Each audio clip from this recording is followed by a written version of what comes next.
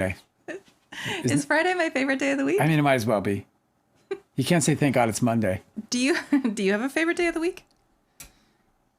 Probably Sunday because it's for the birds, right? Well, there you go. I'll take Sundays. I mean, Sundays is a great day. Yeah, I like Sundays. You're I wearing like your Fridays. hat so low that it actually looks like your eyebrows are like that. You've got like diva eyebrows. Oh, hair is out of place. Hang on. Makeup. Can we get the hair? What is it? Hair department? What's it called? Hair and makeup. Hair and makeup in here. Yeah, you get the hairdresser. It's a hairdresser, just like anywhere else. I don't know. Ask No Two Trolls if she stops by today. She'll tell you all about it. I think she does that. I think she's a set hairdresser. It's a great job. Oh my God! Somebody needs to send help. We fucking Dale gets a notification from YouTube on his phone today, and Yeah. it is a picture of the an astrologer that we follow, whose channel we've admired for a long time, And who we like. He's We studied with him. Yeah, he's very skilled. He's actually one of the best astrologers It's so embarrassing. on YouTube. He posted a picture of his abs on YouTube. It's so weird. So I don't weird. understand it. I can't believe it. Because he's worked hard on his body. He said, I worked hard on my body. And I'm like, okay, that's cool. Okay, but he's in like gym shorts. Yeah, it's Flexing for the camera? like naked, you know.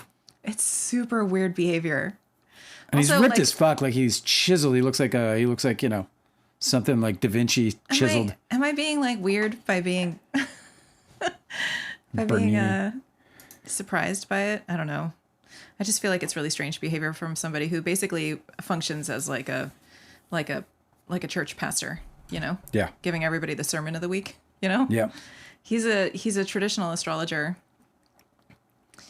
He is, yeah. And he is a super nerdy, which is exactly the type of person I'd like to I mean, learn astrology from. His basis is, you know, like his basis is definitely Hellenistic astrology, but he has I Ching and he has tarot and he has Vedic and, you know, he does it all. Really. It was very unexpected, is what I'm saying. It's very The abs? Yes. Yeah, man. That he posted on social media, like not his Instagram, where usually people will post pictures of their life and their family. And I got notified. I'm like, why would I be getting notified about this guy doing this like body thing? And then I'm like, put it on Adam? YouTube. Adam? It was like that. It was like, Adam?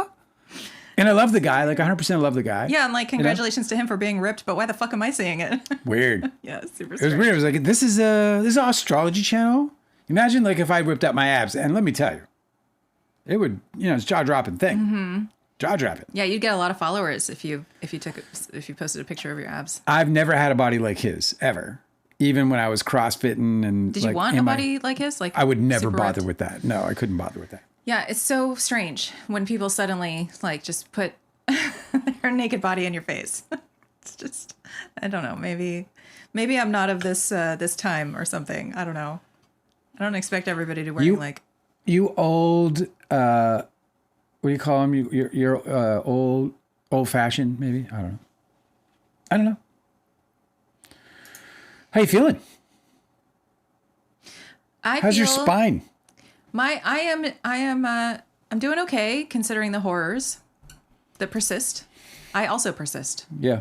evidently. Yeah. So yeah, I'm doing good. How about you? I know it's a weird time. It's a weird timeline, and it's just never going to not be weird. It seems, and so I think we have to learn to accept the fact that the rest of our lives are going to be amongst the shit. I don't know. It's the weirdest timeline. I don't understand it. You know, kind of. You know, happiness is tentative. You know, I've always thought in like the debate over religions and which religion is the right one, I've always thought that it was really, it was always a really good anchor of a statement, right? To give you the right perspective. When people are like, you have just happened to be born in a place that practices that religion. Yeah. Of all the other times in history and all the other cultures you could have belonged to and all the other nations you could have been born into, you were born into this place that practices that religion, and that is why you think it's the right one, right?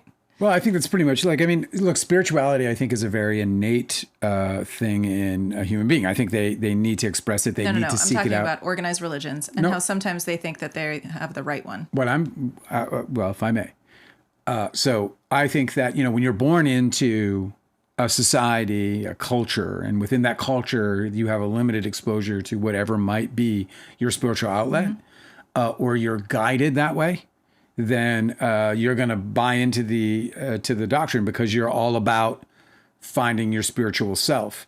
And, look, man, when I found out Santa wasn't real, it was a fucking really big deal for me. Like today is one of the big betrayals of my parents, and my parents were tough, and to say the least. And so, but I'm not kidding, man. Like the whole Santa thing was like the real thing for me because I believed in it wholeheartedly because I was told this man was real, and I was told that he did these things, and these things were like so generous, especially like so they were the most expensive gifts we got were from Santa. You know what I'm saying? Like I felt like, holy fuck, this guy A, loves me. B is like well, the generosity that pours out of this man is, unmistakable. Well, it was just all a big fucking lie. Right? So, now if I was born in some other fucking place where, the entire tradition was changed or it was more traditional pagan or whatever you want to fucking call it, right? And that was the culture, then I would obviously have that completely different perspective. What we're dealing with now is, and I think what I think people get amazed by is like, so we live in a culture that is not going to like change overnight in terms of, there was a time when there was no internet. There was a time when there was less available to you. There was a time when propaganda wasn't something that you would so easily be able to fact check or so easily be able to weigh against another opinion. So now we live in this digital age where everything is so fucking accessible.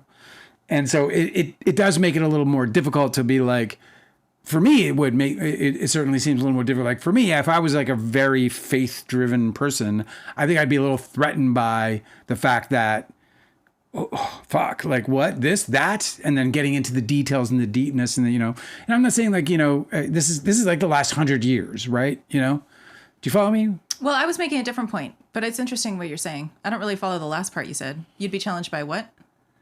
Well, listen, if you're getting yanked out of you need the outlet spiritually, right? You just need the outlet spiritually. And yes, some people will go to, the occult exists, but I know, there is a, it's the exclusiveness, the supremacy, the feeling that people get that their religion is the only religion and everybody else is wrong and they're doomed to, burn in eternal hell fire, whatever. Yeah.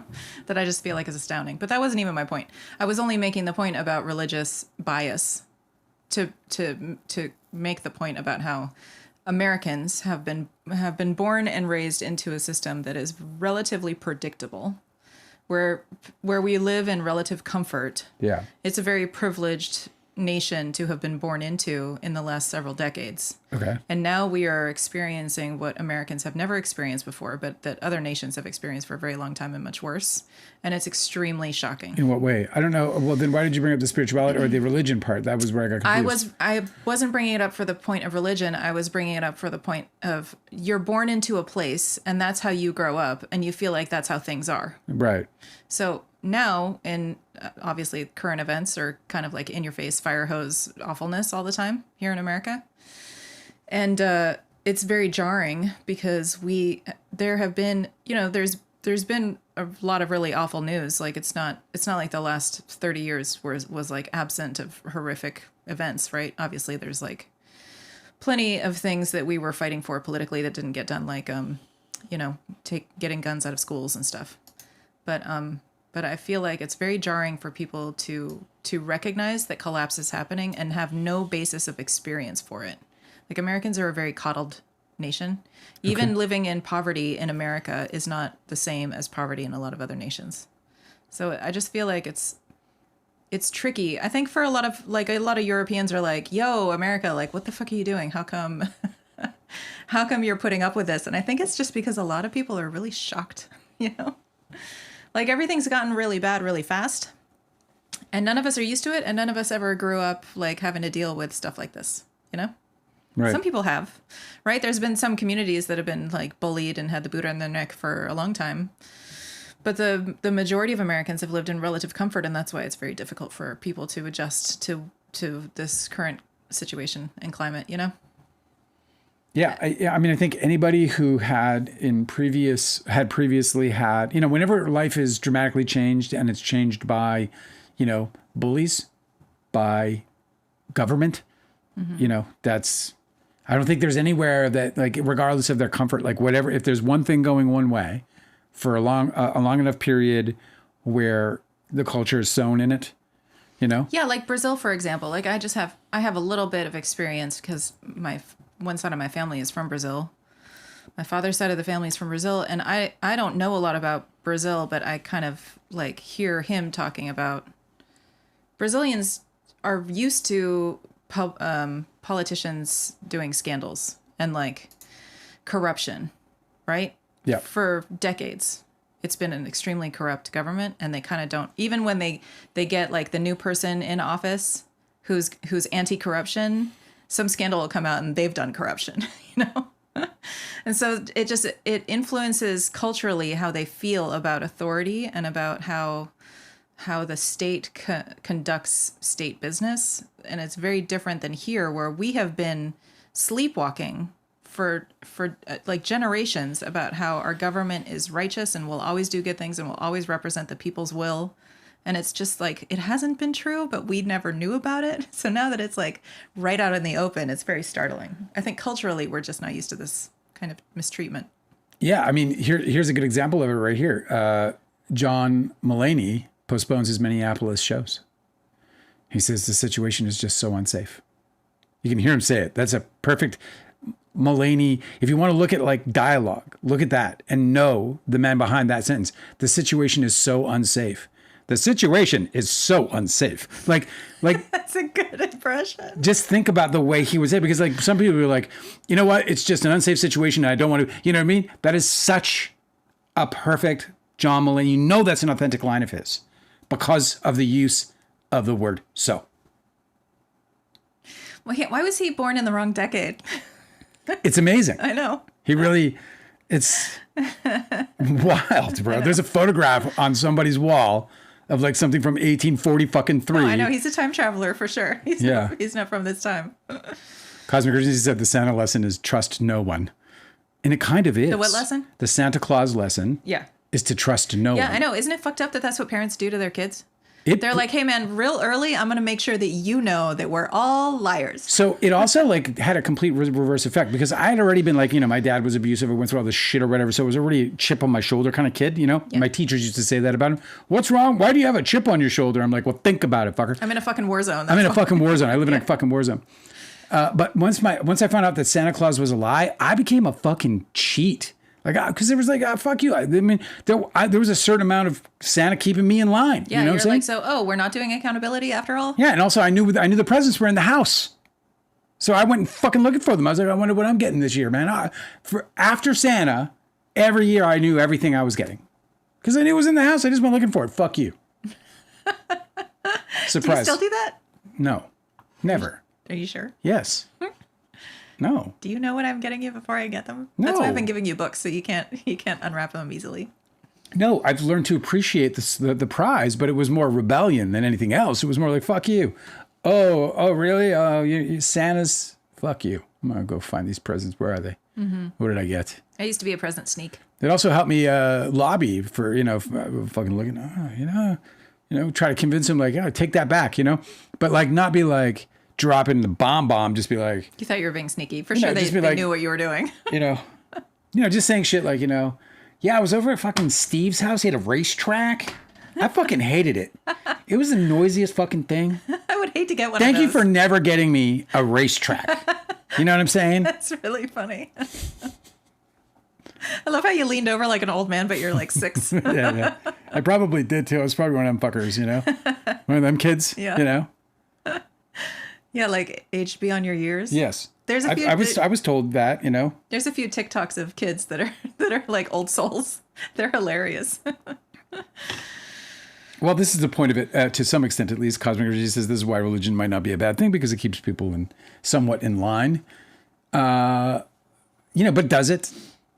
No, I mean, evidently not. Does it? Does it really? Like every other day, I'm seeing an indictment of a pastor who's been doing heinous crimes. This is where this is been us victimizing his community Yeah. for Yeah. decades. So no, I don't believe that does that at all. But look, you're not wrong, obviously. Again, that's part of the purpose of it is control, right? But, and moral control. But it's corrupt. It's mostly corrupt because, religious organizations have an agenda, which is to extract money and to create loyalty. And, that's why they have these different, that's why there's so many warring sects of a particular religion.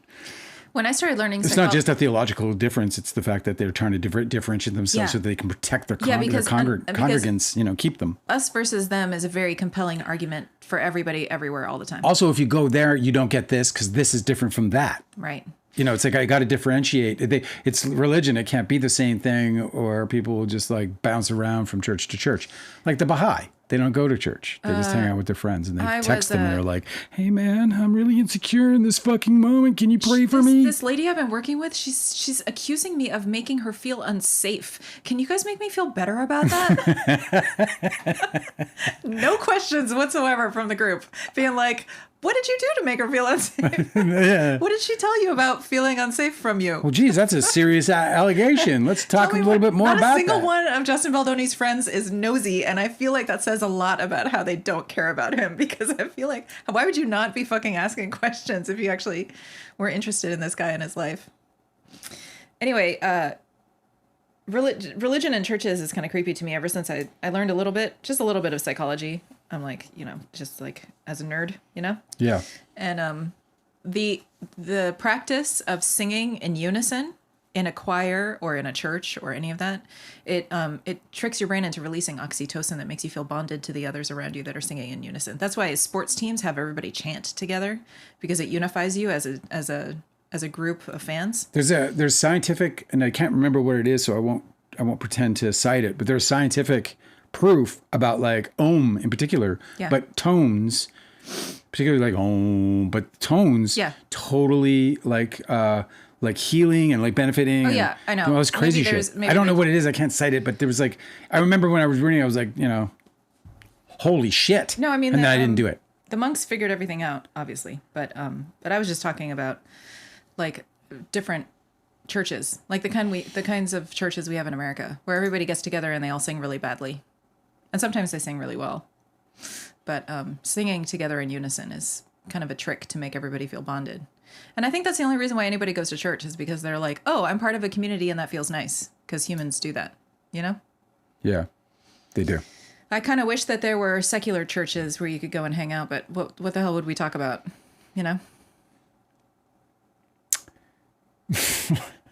Our astrologer. Did you hear about Harvey Weinstein? They're keeping him in.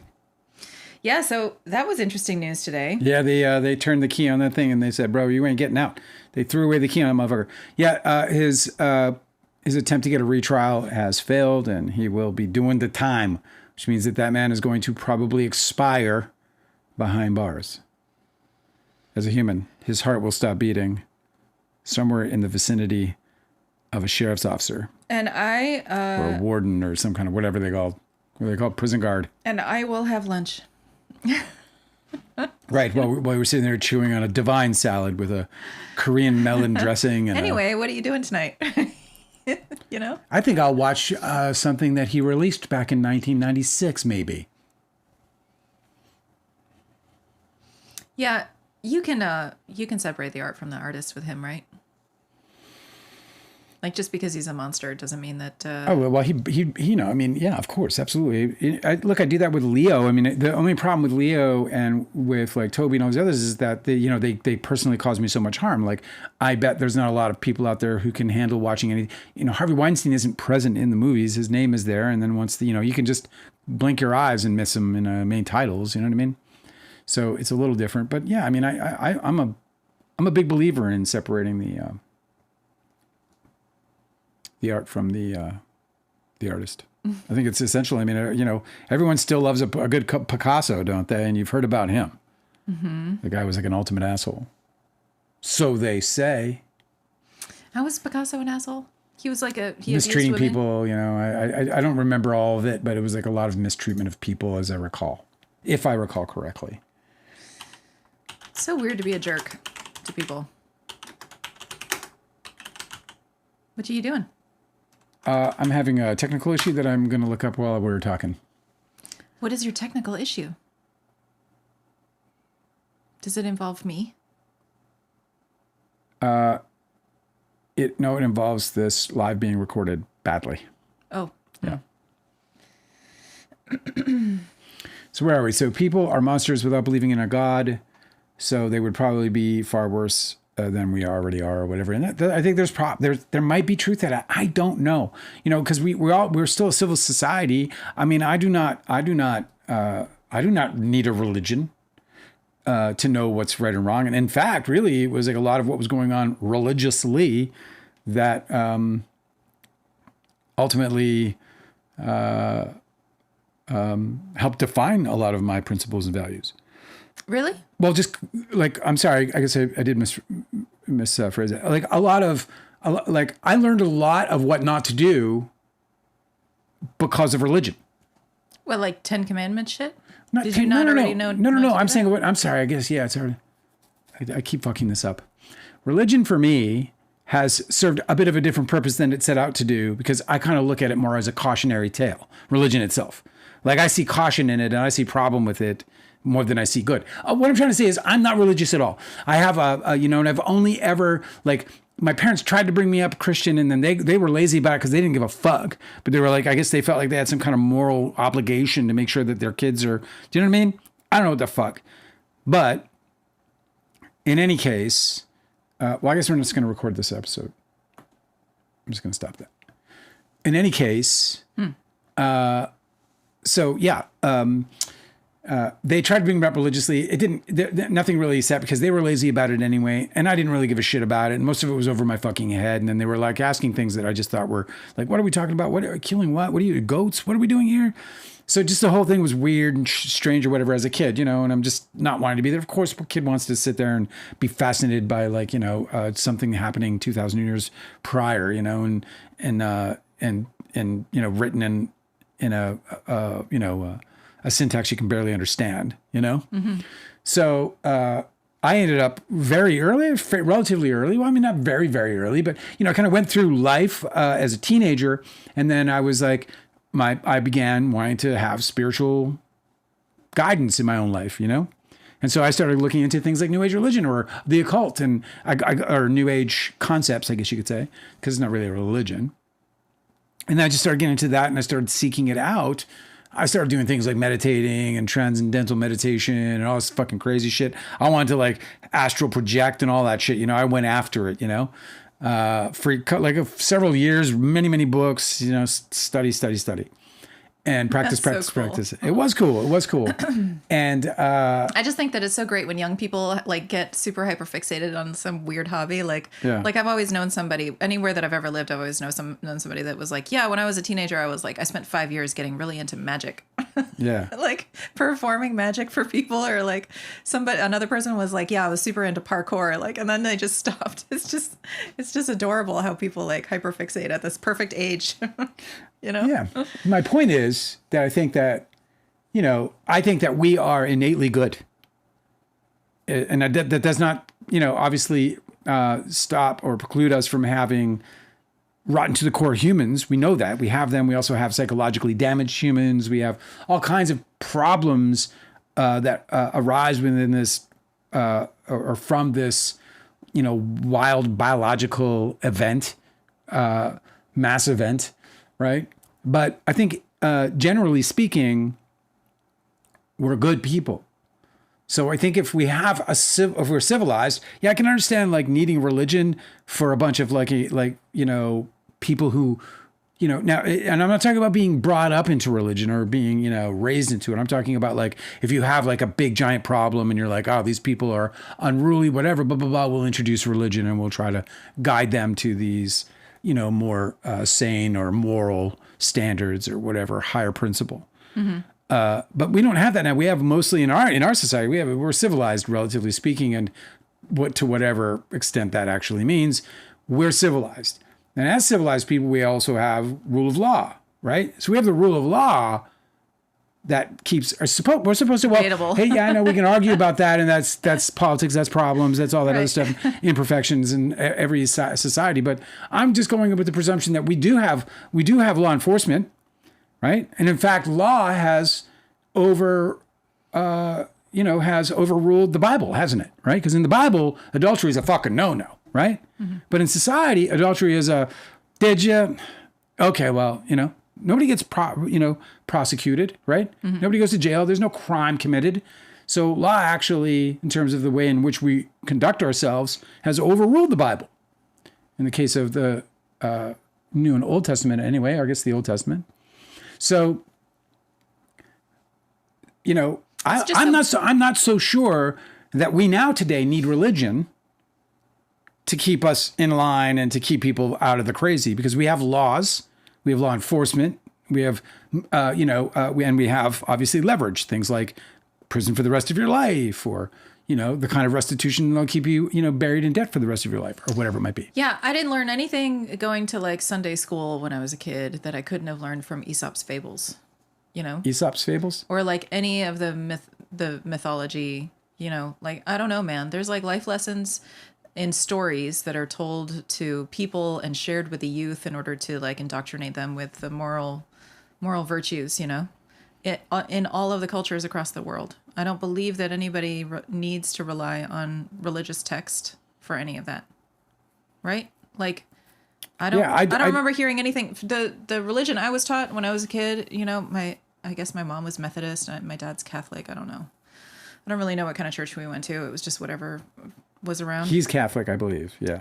Right. But some Brazilian Catholics are really, there's a lot of overlap with the specific type of, like Protestant, or I don't know what the fuck they all do. In Brazil, man. There's a lot of overlap with Macumba and Candomblé, like the African religions. Yeah. So they do a lot of how like they do a lot of deity worship where they're natural deities.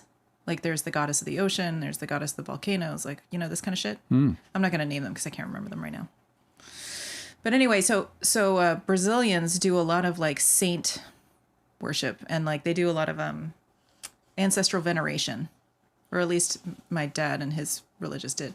And so it's very different than what you would imagine like American Catholicism to be. Because, it's not like monotheistic. You know what I mean? Yeah. Anyway, when I was brought up in those, whatever they were teaching us, it seemed like biblical religion was really transactional, right? Are you with me? I am. Where like, did you get the sense too, where you're like, okay, you pray really hard for a thing, or you behave really well, and you will receive this blessing? Yes. Sorry, there's a little dispute going on. I'm kind of watching it. Okay. Just want to keep my eye on it because we're talking about religion. We should probably get out of it because it's like people are getting nippy in the chat and stuff. And okay, but I can't control what they do. No, I know. I'm just saying maybe it's not a topic for this live. But do you want me to stop in the middle of what I'm saying? No, you can finish now. Well, I'm just saying. Okay, but I was asking you, did you get that sense when you were a kid? I'm sorry. So can you ask the question one more time? It seemed like religion was really transactional. Yes. Like if I pray really hard, or I behave really well, that right. I will receive this blessing. Or if you go to confessional or something like that. You got that too? Not really, because I grew up in a more, I don't even know what, I think it was like, it was like Methodist. And so we just went to like a couple of like Sunday mornings, and then they enrolled us into a couple of things that we did for like maybe 1 or 2 summers or something. And then it was like a wrap. And so there wasn't, but I do, what I do remember of it, which is quite minimal. I just remember, I remember sitting there and just them fucking talking about this shit. And me just going, what the fuck are we doing? Like, I just remember sitting there thinking like, no. I also just feel like it's a really bad message for people to think that if they pray really hard, they'll get something. Like, yeah. I remember there was a situation happening with my family where it was causing real suffering. And I remember when I was a kid, I was praying really hard and nothing was getting better. And I was like, well, what the fuck? Yeah. Like, I felt like I was being misled, right? Where I was like, well, I'm doing the thing that they say that I got to do. And then everything's supposed to get better because I believe in this thing. And then it didn't. So I'm like, okay, I don't know how people don't have like a total crisis of faith when they experience something really horrible, like grief or their house burning down or some kind of shit like that, Yeah. And maybe I guess they do. Not Erica Kirk, though.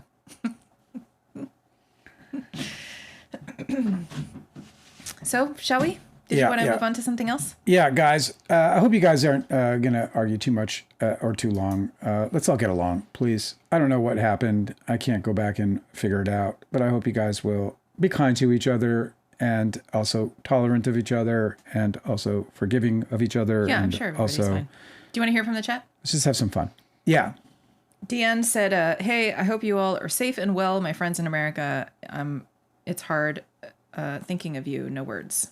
Oh, this is... You know, in our community, we're fine. It's weird, you know? Like, I think that all of these... I mean, I'm scared.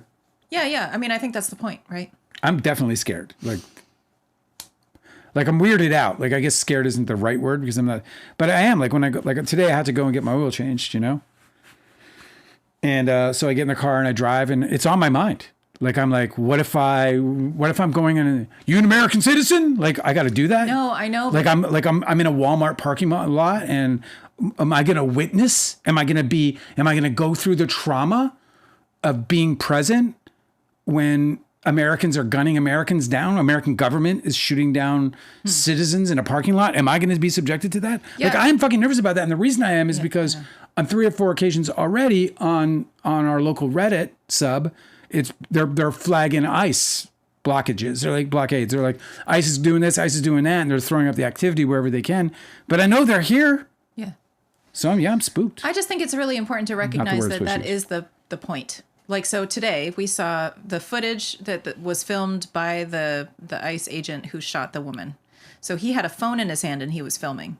And the reason why he had his phone in his hand out and filming was because ICE has been mandated by the government to collect as much footage as possible because they're using this for marketing. They're using it for like propaganda and entertainment. So he was filming the entire time he was doing it. Even when he pulled out his gun and fired his weapon, he was still filming on his phone. Yeah. So obviously it doesn't prove anything other than it's like very plainly a murder. And he even says after he shoots this woman, he calls her his stupid bitch or crazy bitch or something, which I mean, I'm no lawyer, but it seems to me like that's malice in forethought or whatever, you know, with malice. You know what I mean? If he's making that kind of remark after. I think there's been more than enough professionals who have come forward and said that even if an officer feels threatened, they're not supposed to shoot at the driver because they don't want the car to be out of control. Yes, of course. They're supposed to shoot the vehicle. And if he was so afraid of being run over because he'd had this experience a few weeks ago or whatever where he was struck by a car, why did he place himself in front of a vehicle that was on? So anyway, the other thing we do see is that he goes in front of the vehicle, not the other way around. He places himself right in front of a vehicle with a driver. Utterly stupid. Okay, but that wasn't my point. My point was that he's making a video because all of these ICE agents are making video because the government is trying to create enough of the footage of them being assholes so that it scares us. Do you know what I mean? Yeah. Like Larry Ellison, who's buying up all of these media companies, he said he was being interviewed and he said that a surveilled state is an obedient state, right? Like everybody's going to be on their best behavior according to him if they're all feeling like they're surveilled. Yeah. So this is the fucking point. I feel like it's an act of resistance to not feel scared about any of it because that's what they intend to do. Mm-hmm. You know, that's how authoritarianism works. Anyway, I don't know that we should go down a whole political path after coming off of the religion path. But you want to talk about? But I just wanted to, you know, as far as that goes, and just thank you for your thoughts. You know, that's really kind of you. And yeah, I'm scared, and I think other people are scared or concerned or worried, or when we're out and about, you know, it's on our minds. It is for me 100%. I mean, I'm an immigrant, so there's that. You know, it's not. I don't feel very welcome. You know, they're you know, it's from the government perspective. I mean, Americans have been nothing but great to me, except for the you know, obvious exceptions with, you know, as mentioned in my book behind me. You know, but you know, as far as America goes, it's been great. Anyway, so yeah. Shake off some of that dust. That's Hanada said Brazil is deeply embedded in corruption. Lula has been ruling for 12 years and his party for over 17 years. Now he's ruling with the Supreme Court and bypassing Congress, just like Venezuela did. Yeah. So yeah. It's just like there's a bunch of other countries, even democracies, that are dealing with worse for longer than we have. It's just we're new at this. We are new. We didn't know that there was, well, we didn't know that the threat, like this is the first time that the threat in America is fascist. Like the threat in America has always been like, oh, one party over another or whatever. But this is straight up like fascist, right? We're in a state where a president was elected who, despite the fact that everyone who saw in his first presidency his admiration for people like Putin and Kim Jong-un, or however you say his damn name, and, you know, no disrespect. I don't know his name very well. And, you know, my Korean's no pretty... disrespect to the North Korean president. No, I have no disrespect for that guy. I mean, he's not my issue. He never was my issue. So, so we end up in a situation now where we're in a fascist state, and that is new for America. And so, yeah, we are definitely on our fucking heels. But it is what it is. Let's get through it. Whatever. People canceling shows because they're worried that they might either, like the thing about somebody like John Mulaney or others who are going to do things like cancel shows, like Bad Bunny, is because there's this terrible, fucking dreadful idea that these guys are going to come and poach these shows and look for people who are, because, there's, it's just so bad. Mm-hmm. So anyway, let's get to more of the positive stuff that we've got for today. Okay. Let's get right over to some of the more positive stuff that we've got today. That of course being, Harvey Weinstein. We touched on that. He's staying in jail. That's positive. Yeah. And this will really cheer you up. Nick Reiner believes that there's a conspiracy afoot. Yeah, but that's according to TMZ, citing sources that haven't been named. So I don't know how much any of this is true. Well, okay. Should we not talk about it? No. I mean, okay. I just feel like it needs to be like couched in the. Apparently, well, we know this. We know that this is definitely a TMZ. TMZ's dropped a documentary. Did you know that? It was so fast. They dropped a doc, but it's them sitting around a round table. Yeah. And then they're throwing up like stills, and they're throwing up maybe there's an interview or two also in there, but nonetheless, apparently he is. So they talked about, as we talked about yesterday, the meds, right? So apparently he was doing fine on his, what is it, schizoaffective? Yeah, they're calling it schizoaffective disorder. I think that is the current term for what used to be called schizophrenia. So this disorder is, he was apparently on a prescription that was working pretty decently. And then for whatever reason, the doctors changed it and it spun out of control. And obviously we know what happened. But according to TMZ, Nick Reiner is aware that he killed his parents, and but he's apparently wildly confused about why he's in jail for it, because he's got this wild conspiracy about the whole thing, or that he's dragged in some wild conspiracy. So he's so delusional that he can't put it together that killing his parents is a crime for which you go to jail.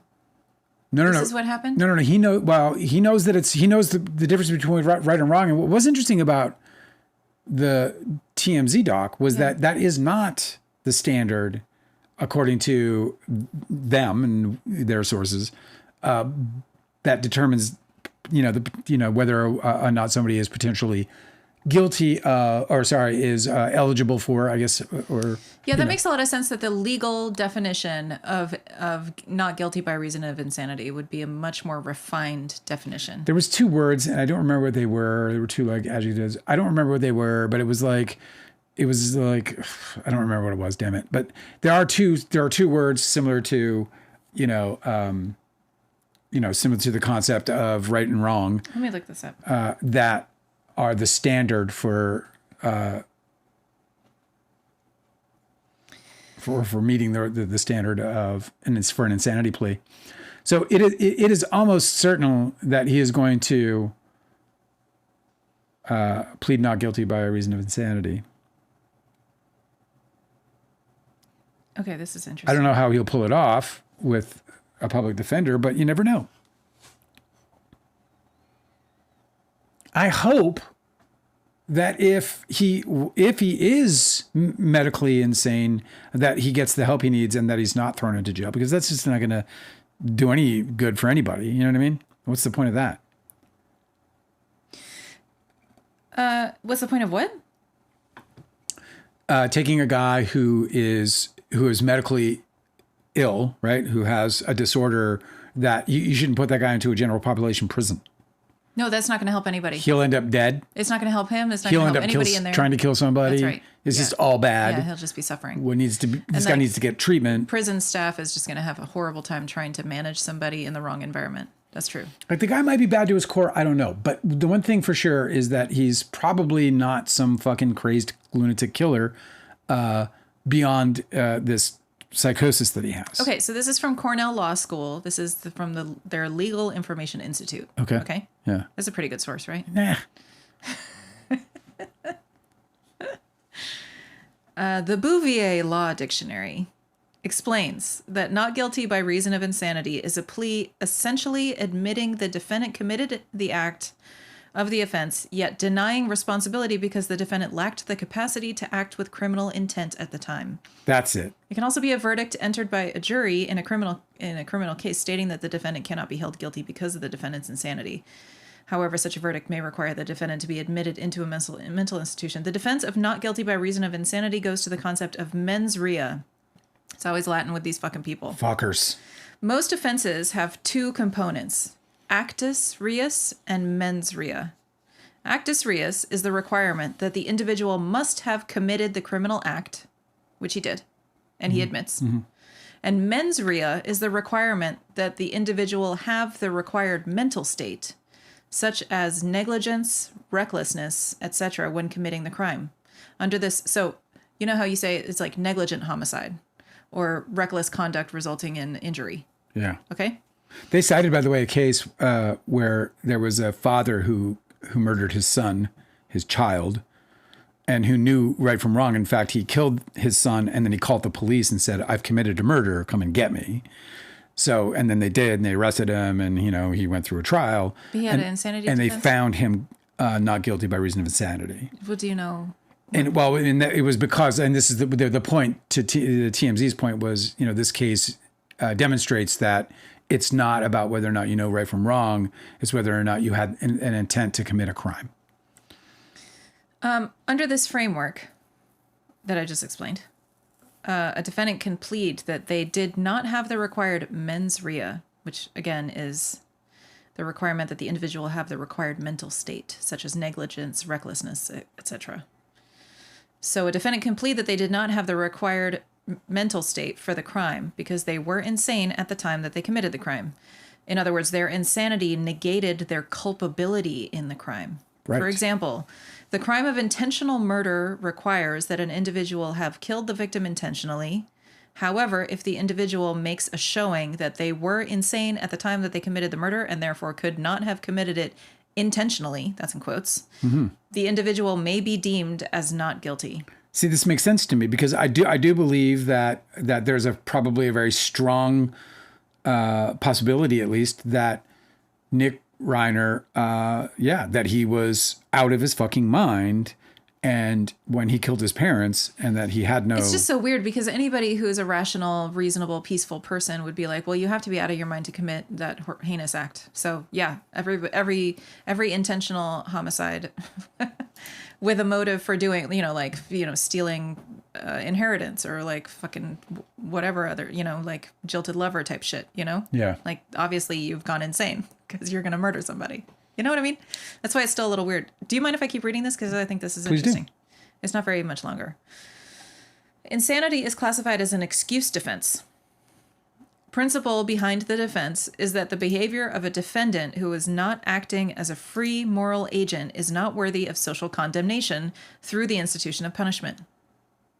To prove legal insanity, defendants usually put forth expert testimony on their psychological evaluation. Various jurisdictions also use various tests to judge such pleas. For example, cognitive tests, irresistible impulse tests, and substantial capacity tests. I feel like I was S-ing a lot in my microphone. It was kind of like it was pretty slicing. I'm like a slippery snake. Slicing us with her. Anyway, I feel like that didn't enlighten me at all. I'm still very confused about this. Well, I'm not as confused because I think it's very clear that in order for that, look, it's not right from wrong. It's whether or not he felt like he was or he intended to commit a crime. Like if his insanity is saying to him that he has to exterminate these two people because these two people are going to turn into lizards by noon tomorrow and they're going to consume all of Los Angeles, and they can prove that that's true, that he actually believed that, yeah. and so that he thought he was saving humanity. Right. So even though he knows murder is wrong, he was compelled to murder in order to save them, the rest of the of Los Angeles from his parents, the lizard people, before it was too late. Then he gets off. So it's fairly standard. Not standard. It's fairly easy to understand from that perspective. Like that is, yeah. But I don't know what his story is. Is he alleging anything? Well, I mean, all they've said. I haven't watched the documentary, and I don't know that I will. But I guess they can't possibly have any credible. It'll probably drop on Hulu, and then maybe I'll pick it up because I think it's like I don't know where it was, like on some, I don't know where they have a deal. I just feel like it's so often the case that the earliest story about any event is going to be totally wrong, right? Like there was a lot. Yeah, like it's a lot of speculation, a lot of fucking. Yeah, like look at what everybody was saying before we saw any of the evidence from Blake Lively. Yeah, like right? Alex Sachs is a great example of how no one saw that coming. Come on, no one saw that coming. So anyway, Deanne has been educating us in the chat about this. Helped me phonetically pronounce actus reus. Actus reus. This is interesting. Mens rea includes direct intention, oblique intention, recklessness, or willful blindness. Close my eyes and super interesting. That is interesting. Yeah, so I'm not surprised to hear that there's some complicated legal definition for what exactly his defense has to be and where it needs to fall in line, because you have to be able to instruct a jury, and it has to be crystal clear to a bunch of people who are judging a case that they're not personally involved in, Yeah. Totes my goats. It can't just be like, he didn't know right from wrong. That's too vague. It would never. Yeah, it's obviously way too vague and doesn't really make sense because I don't know how you'd get virtually no convictions under. I mean, I know it's tough to get an insanity defense anyway, for sure. But if that was the sort of primary requisite, I just imagine it would be so rare that anyone would actually get, Renata says my pronunciation is correct. Well, you know your Portuguese pretty well. I mean, it's, you're not. Oh, I didn't say Portuguese. Oh, it wasn't Portuguese? What was it? Latin. Oh, Latin. Nobody can't tell me nothing. I'm hot shit today. I spoke Latin. Okay. Where was I in the chat? Do you want to hear? Do you have more to talk about? Oh, yeah. Yeah. You mean for tonight? Mm-hmm. Oh, goodness, yeah. My goodness, yes. It's only 48 minutes in. Dude, we haven't even covered did you know that they changed the name? It's not the SAG Awards anymore. What? It's the Actor Awards now. Oh, that's so dumb. Why well, would they that's do what that? they used to give you. Well, that's what they give you. That's the trophy. The trophy is the actor. And the actor goes to? That's stupid. I know. Didn't you know that it was actors? I knew, yeah, and it was always really stupid. Like I hate it. It makes me uncomfortable. Well, because an actor's a person. No, I know, but the actor, it also is weird in their presentation when they're writing their little scripts for everybody to read on their teleprompters. It seems a little weird because they're like, and the actor goes to the actor, or they're like, here's our category for best actor, and the actor goes to, you know what I mean? Yeah. It just seems a little strange, but that's stupid that they changed the name.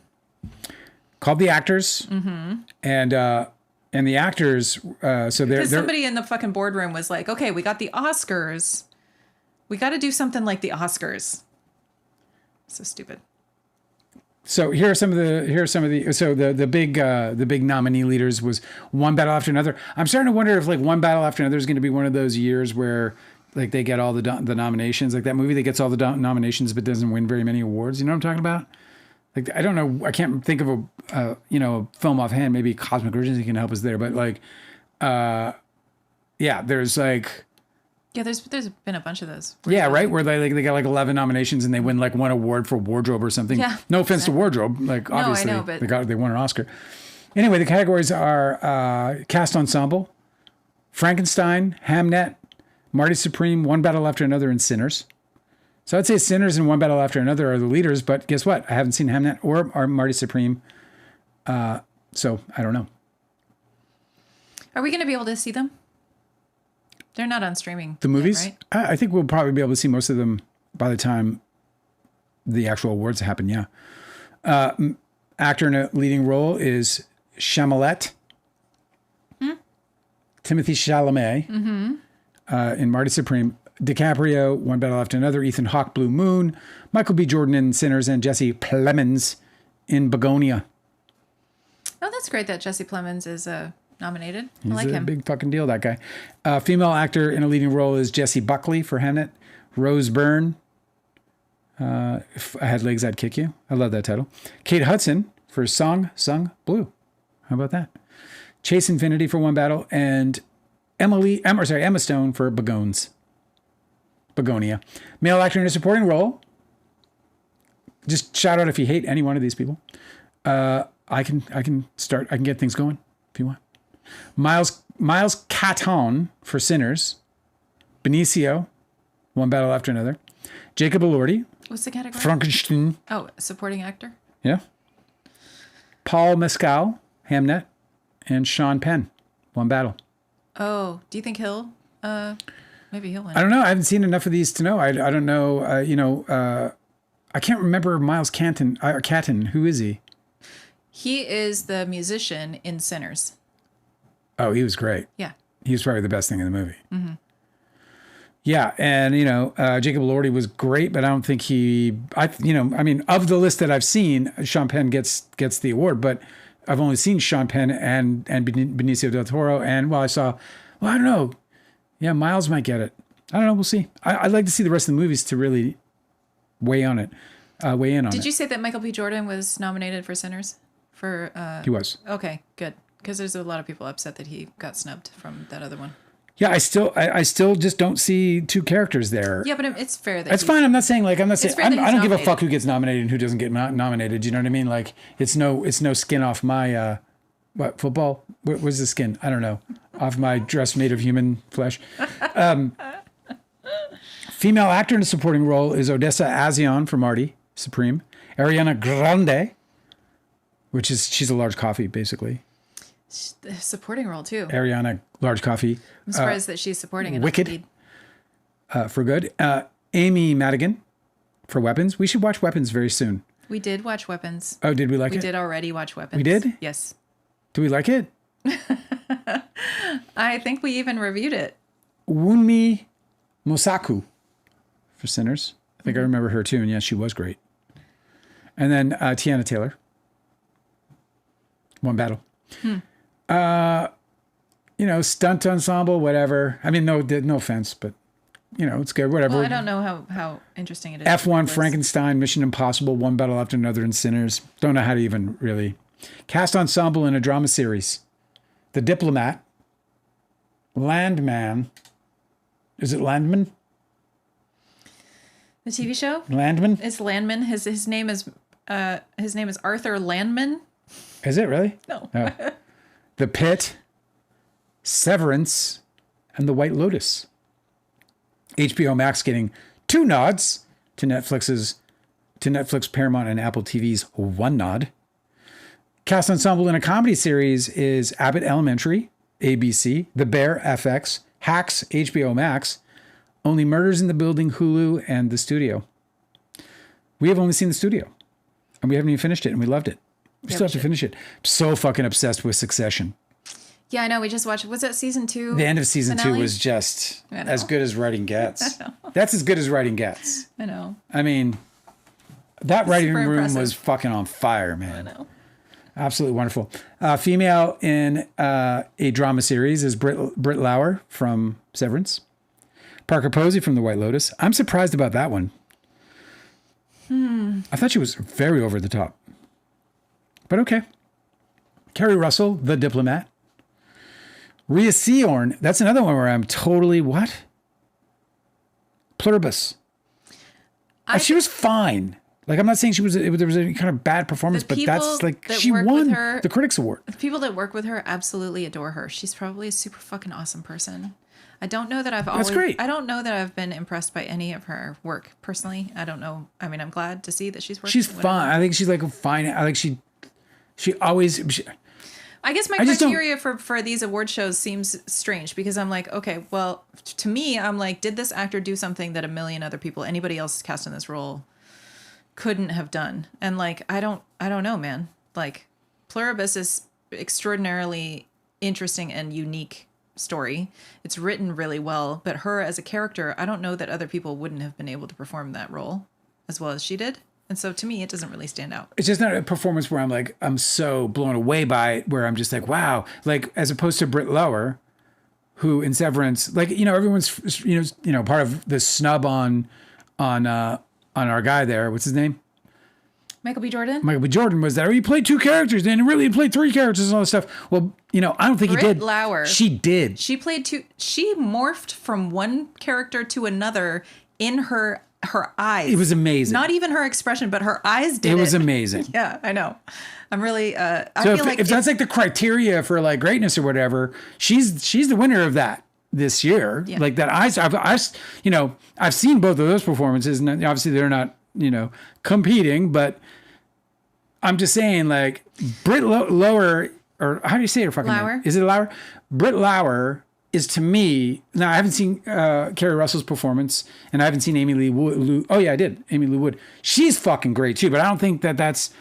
I'm cheering for her just because of what Saturday Night Live did to her, frankly, to Amy Lee Wood. Yeah. I love her though. She was so great in The White Lotus, so I'm so happy for her.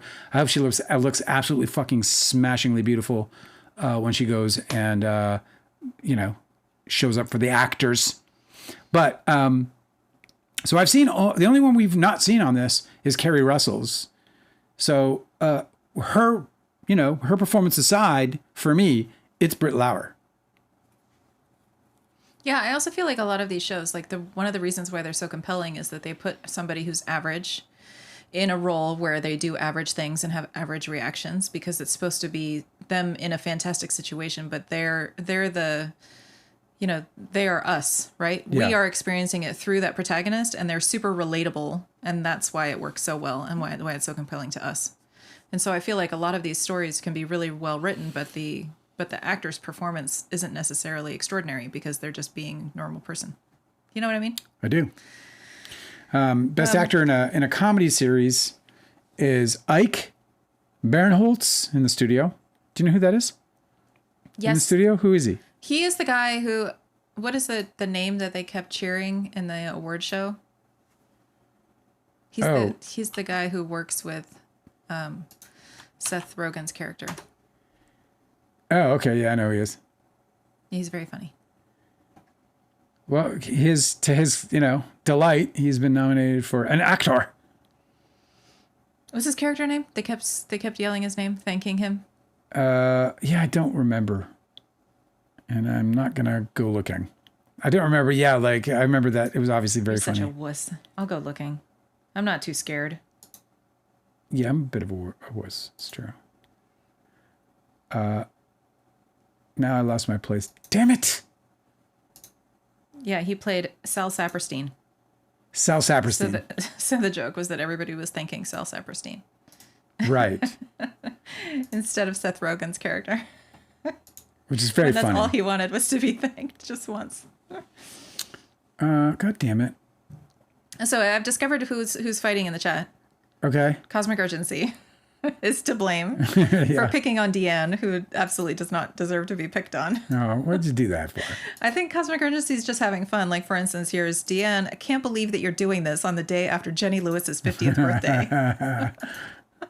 But Deanna was not was not entertained and said, "Cosmic, leave me alone." And I'm behind her on that. You should just if you find that you're irritating somebody in the chat, just leave it alone. He did. Yeah. Okay, so this best actor is Ike Barinholtz, Adam Brody. Nobody wants this. Best actor? Nobody wants this. Okay. Yeah, best actor in a comedy series. Ted Danson, A Man on the Inside. Seth Rogen, The Studio. And Marty. Martin Short. Only Murders in the Building. Oh, not Marty Supreme. Martin Short. Female actor in a comedy series. There's only a couple more here. Catherine Hahn, The Studio. Catherine O'Hara, The Studio. Jenny Ortega, Wednesday. Jean Smart, Hacks. And Kristen Wiig, Palm Royale. Jean Smart had to like put up a different shelf in her house just for all of her awards. She had to like redesign her office in order to accommodate all the awards that Call the contractor. We need a wing. Yeah, because so if I was ever nominated in a category with her, I guess we have to see the show because she keeps sweeping. Yeah. I'm very intimidated. Apple TV had 3 nominations in that category. Male actor in a TV movie or limited series is Jason Bateman in Black Rabbit. Owen Cooper, Adolescence. Guess that's the end of the award season for them because Stephen Graham from Adolescence also nominated. And look at that, Charlie Hunnam. Charlie Hunnam?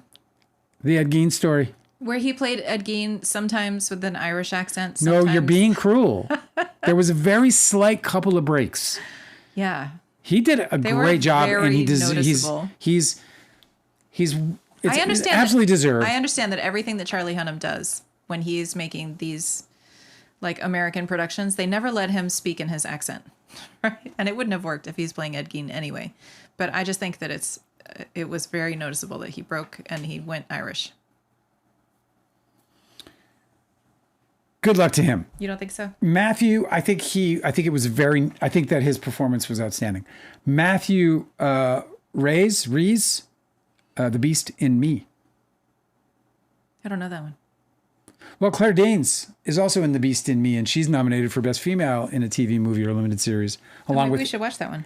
Yeah, it's on Netflix. Erin Doherty from Adolescence. We have our work cut out for us, bro. Let's do it. I mean, I'll watch that, Erin Doherty for Adolescence, Sarah Snook for All Her Fault, Christine Tremarco for Adolescence, and Michelle Williams for Dying for Sex.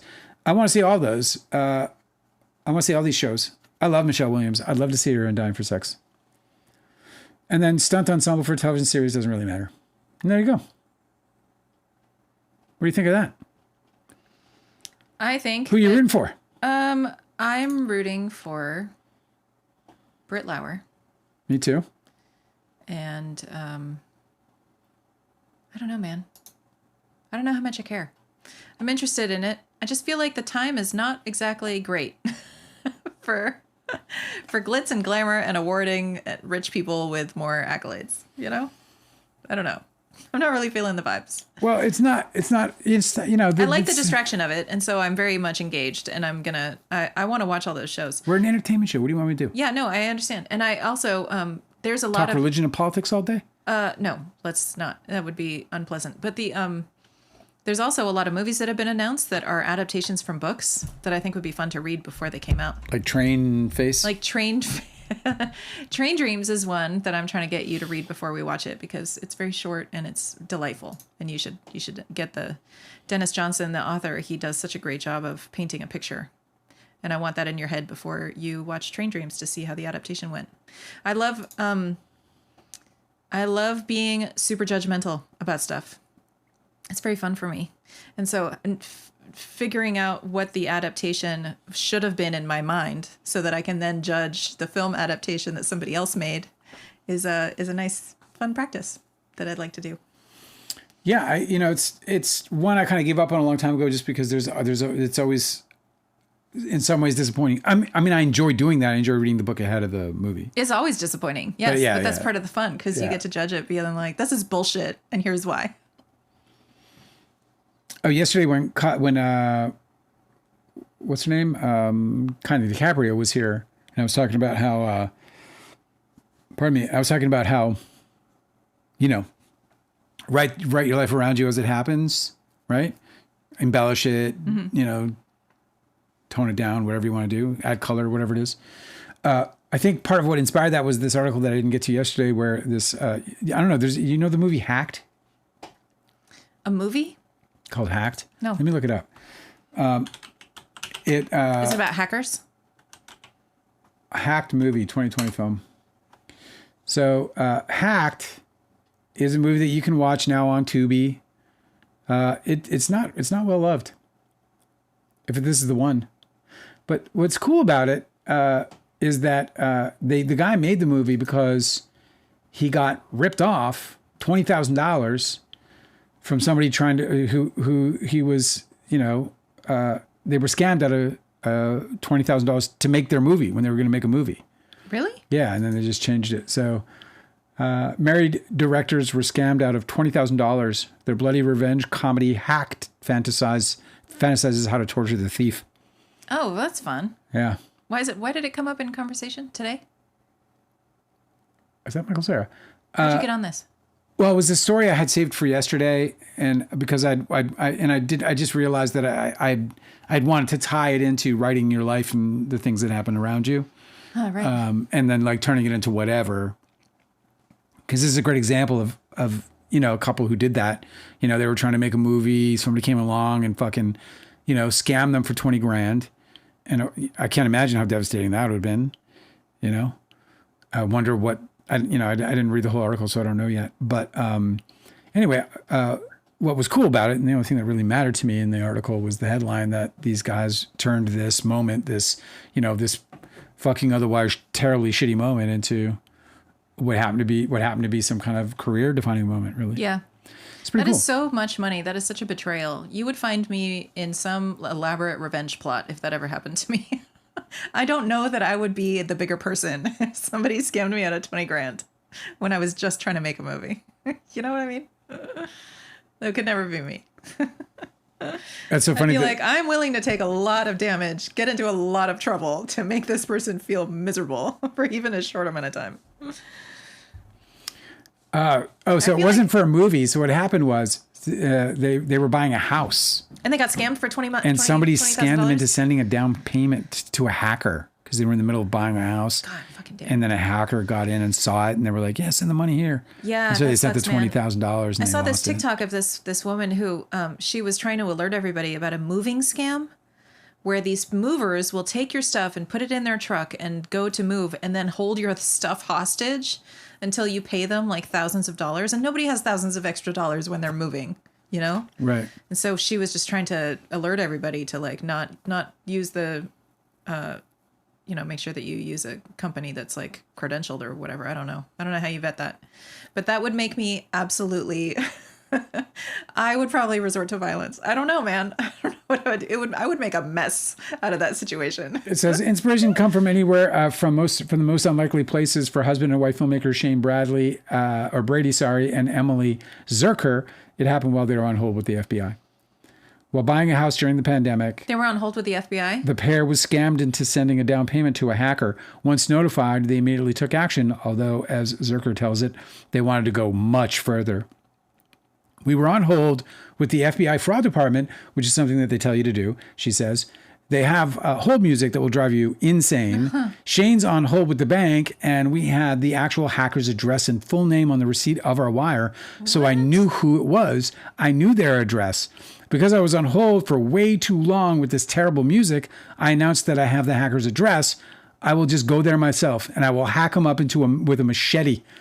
And I realized in hindsight, it may not be the smartest thing. To have told the FBI. But it did, to say on the phone while on hold with the FBI, but it created a seed of vengeance that was planted. A seed of vengeance. That's The all duo it takes. the duo put their creativity to work, and the result was Hacked, a double entendre of rage-fueled karma, which recently wrapped a festival run that included screenings at FilmQuest, Celluloid Screams, and Soho Horror Fest. The film, which follows the plight of a fictional Rumble family in a based-on-reality setup, is kinetic, cathartic, and filled with snappy in-jokes and an infectious let's put on a show energy that sprung from the project's development. We found out how many other people had been victims where their money had been stolen, Brady said. I'm sure you get those texts daily that say, if you don't pay this toll right now, we got you. Yeah, this is going to be huge. That's such a great story. Yeah. So we also learned, so they turned it into a fucking movie. It, obviously did well so the one I looked at is 2020. That's not the same. Man, these fucking films with the same names, bro. Yeah. They got to change it a little bit, I know. somehow. I don't know. The horror film Good Boy. Because that one's got like a 4.3 fucking out of 10. The horror film Good Dog? Good Boy? No, Good Dog. Whatever. The one that just came out where the guy filmed his dog's reaction to, made it into like a paranormal horror film. Yeah. From the dog's perspective. the same exact year. So you can't even search for the title and the year, because the same year another one came out about a guy whose roommate is wears a dog costume, and he is like menacing the guy's girlfriends. Which, I mean, they both seem very interesting. It's just impossible when two movies that come out the same year have the same exact title. I would be so bummed if one of them were mine. I would just change the title of my movie, you know? Connie DiCaprio asked if when I met Harvey, if he was nice, or could I tell? I mean, he already had a reputation of being a fucking brutal human being. When I met Harvey Weinstein, the first time, well, I guess you only meet, you meet somebody. My question is, what do you mean by brutal human being? You mean he was just cutthroat in business, or you actually... Yeah, just like hard to deal with, like really, mean. Yeah. Like just generally mean. Mm-hmm. Like, making people cry kind of mean, But, when I met him, I mean, he was one of the most powerful people in Hollywood. I had no idea that he was a rapist. So I was like super excited, and he was really kind to me. I mean, he didn't have long to be an asshole. Yeah. He just said, pleased to meet you. You made a really smart film. He said, pleased to meet you. You made a really smart Nice film. to meet you. Yeah, maybe he wasn't pleased, but he was like, nice to meet you. That's a fucking huge He said, hey, Harvey, blah, blah, blah. And then he was like, yeah, you guys made a really smart film. Because Amy introduced us as, these are the guys that made Don's Plum, because obviously he was buying it, trying to. So Harvey Weinstein told you made a smart film? That's true. Amazing. And so how high were you riding when you walked out of that building? Yeah, were you like floating 1 or 2 feet above the ground? Yeah, I mean, I thought I was going to be a filmmaker for the rest of my life, Mm-hmm. I thought like, I'm going to make it. Mm-hmm.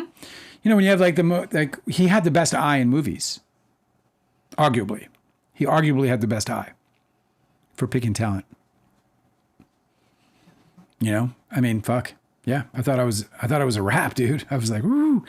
That's a part of, I think, the fever that backfired on us, because I think when you have somebody like that saying that to you, all your friends get jealous. Because our lives were going to change dramatically. Dramatically. We were going to become we were synonymous with the likes of like Kevin Smith, Harmony Korine, these types. Know what Charles is doing her hair tomorrow. That's so great. I'm Bobo said, I still want to do a pirate story with supernatural creatures. I want to read your pirate story with supernatural creatures. Yeah. A supernatural creature? Like what? Fucking any of them, dude. What is a supernatural creature? Supernatural pirate creatures, or pirates encounter supernatural. What's a supernatural creature? Oh, like, I don't know, like a Wendigo spirit. A Wendigo? Yeah, or like a djinn, like pirates that sail to some foreign land, and there's creatures, sea creatures, like mermaids, supernatural creatures like a giant squid or Cthulhu or some shit. You know what I mean? Yeah. They're on the ocean, so you don't know what you can encounter. I've seen some old illustrations that look pretty scary. What advice do you have for somebody that I am Bobo says, at the moment, I only have my phone to use to work on my project? Say what?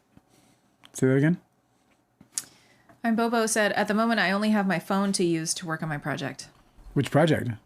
Writing. Writing project. Writing a story. Yeah. What advice do you have for somebody who only has their phone to work on to write a project? Well, I mean, it's the same, I mean, whatever the apparatus isn't really relevant. It's the time you spend writing. So just. Do you have any advice about like how somebody could store their project so that when they want to format it? Google Docs is where I would write my project if I was writing it on my phone, probably. Phone. And then so when you want to format it as a manuscript, then you have to move it, but without a computer. Is that difficult? The thing about writing on Google Docs, first of all, is that if it's a large project, then you're going to want to break the project up as you go. Oh, this is definitely true. Especially if you're on mobile. Yeah. So there's that. And then I found the sweet spot is 30 pages for each document. Yeah. And then which is a lot. And there are other apps you can use, but like I would definitely want to use an app that is well backed up. So whatever it is that you can, whatever it is you use, you should definitely. What was the rest of the question? I'm sorry. If they want to turn it into a formatted manuscript, right? You don't think that it should stay in Google Docs for that, right? In a formatted, But no. when somebody doesn't have a computer. No, when you're ready to format, that's just a whole other thing. I mean, that's just, when you just research formatting, there are options out there. It depends if you have a budget for it or not. I spent $250 and I got, I think it's called, I forget what it's called. I'll go over it. If you guys want, I'll introduce you to it, but, Vellum, Vellum. Yes, I remember this. And, it's my formatting software that I use to format the book behind me. And it did an amazing job. And it was easy as fuck. Mm-hmm. I did have to do I did some formatting issues, but just write double spaced. So just look up how to set your Google Doc up or wherever you're going to write, how to set it up for manuscripts, and use that template because manuscripts should be double spaced. And then that'll make it a little easier on a program like Vellum when you're ready to format. You can always pay for formatting, or you can get, there's free formatting tools, including on Kindle, on Kindle publishing. But, you kind of get what you pay for there. It's just like more hassle than it's worth, frankly. Deanne's gonna watch Song Sung Blue. This, I don't know. The movie or the doc? Oh, I know. I would watch the doc first. The documentary first. For sure. Yeah. I think that if you don't watch the doc first, there's gonna be it's just gonna be a culture shock, first of all. Because it's watch the doc first if you can. Mm-hmm. You can get it free on YouTube. Song Sung Blue, I loved it. The documentary is so special. Fantastic. Just the trailer for the movie, I was really skeptical. I was like, they made them look too nice. Too dressed up, too styled, too Hollywood, because the whole appeal of these people is that they're from the middle of nowhere and they dress like it. Avatar. It's on pace to already beat this weekend again. It has raced past $1 billion. This guy, bro, he made a deal or something. This guy, you know what I mean? Can't fucking miss. He made it sound like this movie was gonna just fucking die. I don't know who's interested in this movie. Have you seen any of the Avatar movies? I saw the first one. And what did you think of it? It was fine. You thought it was fine? Yeah, it was fine. It was like I took it as what it was. I mean, you always I don't have one standard for one movie. It's or one like. All movies aren't held to the same standard for me. I put them in their categories, and that's a sci-fi, and it's fine.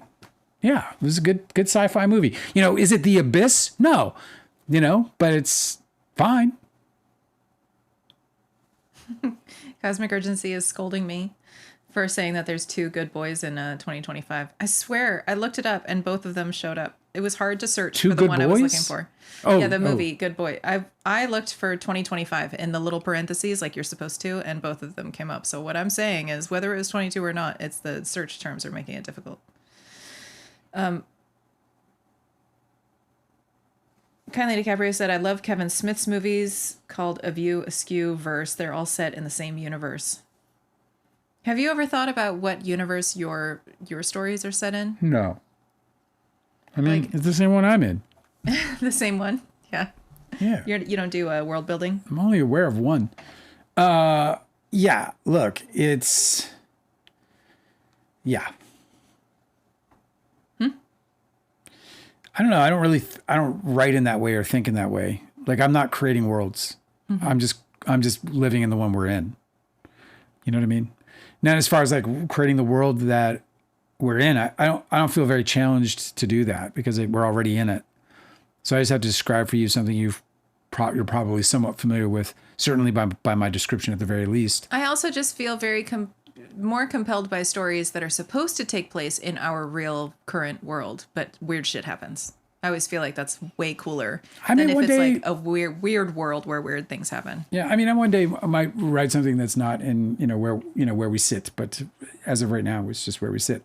But I guess I maybe I just don't understand that. Like, it took me forever to understand what people meant by like finding your voice as a writer. And I still kind of hate it as a concept. This is why you have to have a writing channel, because I too hate that kind of advice, and it's everywhere. And it would be really like, it'd be a really. I learned more about what it really means to me, because it does seem to be an abstract idea. And so to me, it means something now that I kind of now understand, which is that, using repetition, which, I don't know who said it, but repetition is the mother of skill. It wasn't Tony Robbins who said it. It was like somebody in fucking, thousands of years ago who said that shit. But repetition is the mother of skill, right?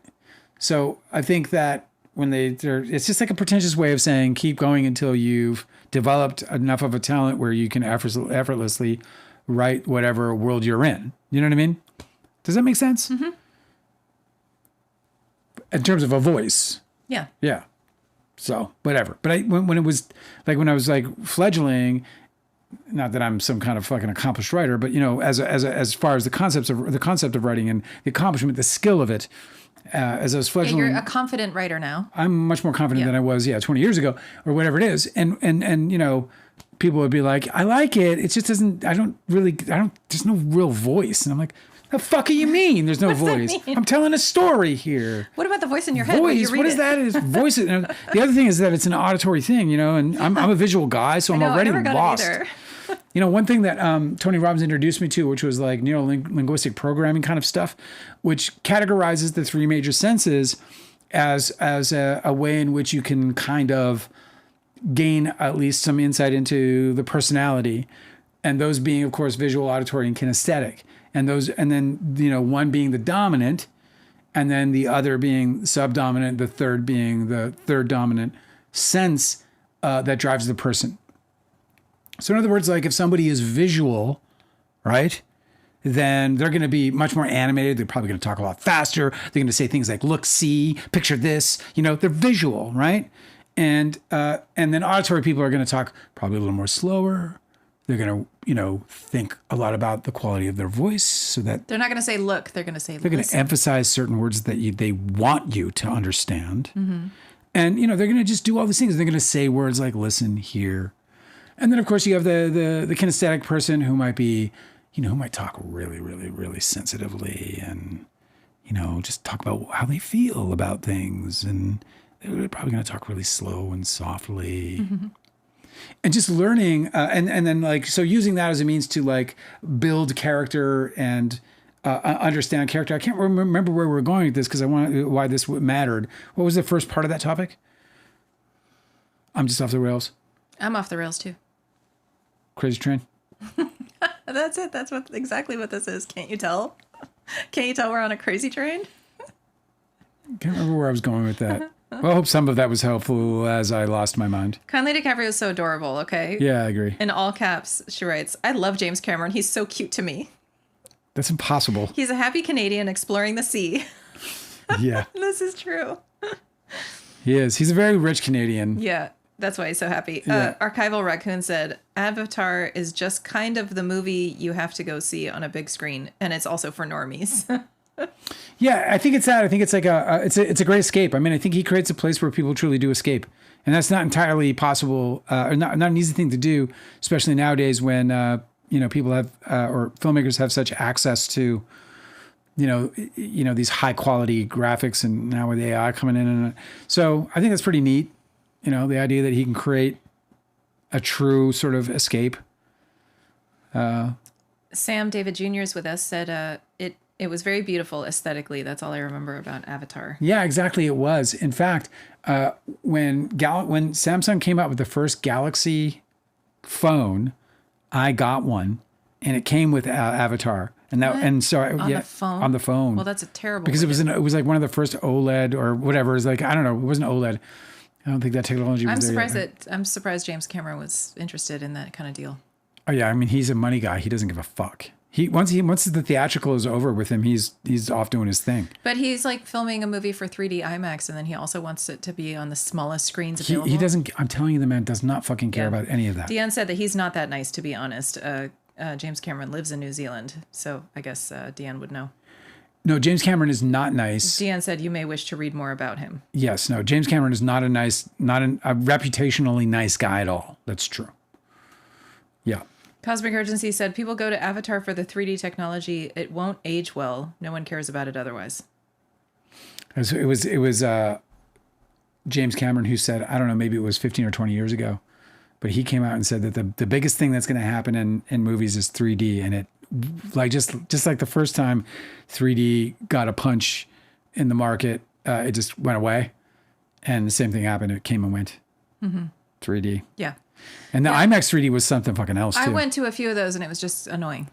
I feel like there's so much that you can't see on the screen that I was like, okay, well, I'm just going to watch the regular version. The one I liked was the one where, I think it was in Vegas, but we were like underwater and shit and fucking fish were coming up. And I'm like, oh, this is fucking great. Like, I like Yeah, no, I know. A 3D experience is a different thing than a film presented in 3D. That's what I mean. Those are kind of fucking annoying.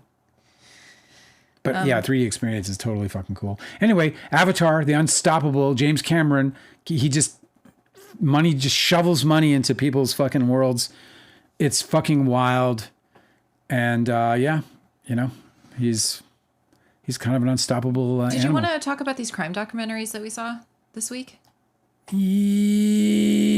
Yes. Okay, so I can't remember who in the chat recommended it, but we saw the American Nightmare.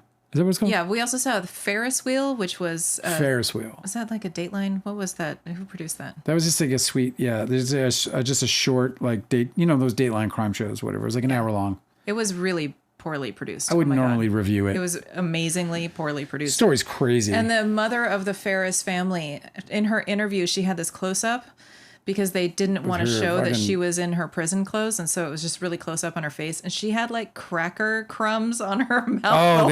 Time. It was like, or just chapped skin or something. I have no idea. It was not good. It was awful. You knew she got convicted because she looked like a prisoner. It was a super interesting story. I would love to watch a different documentary on it, but it was produced so poorly that I don't recommend it. Yeah, the story was amazing. It was called The Ferris Wheel, Farris.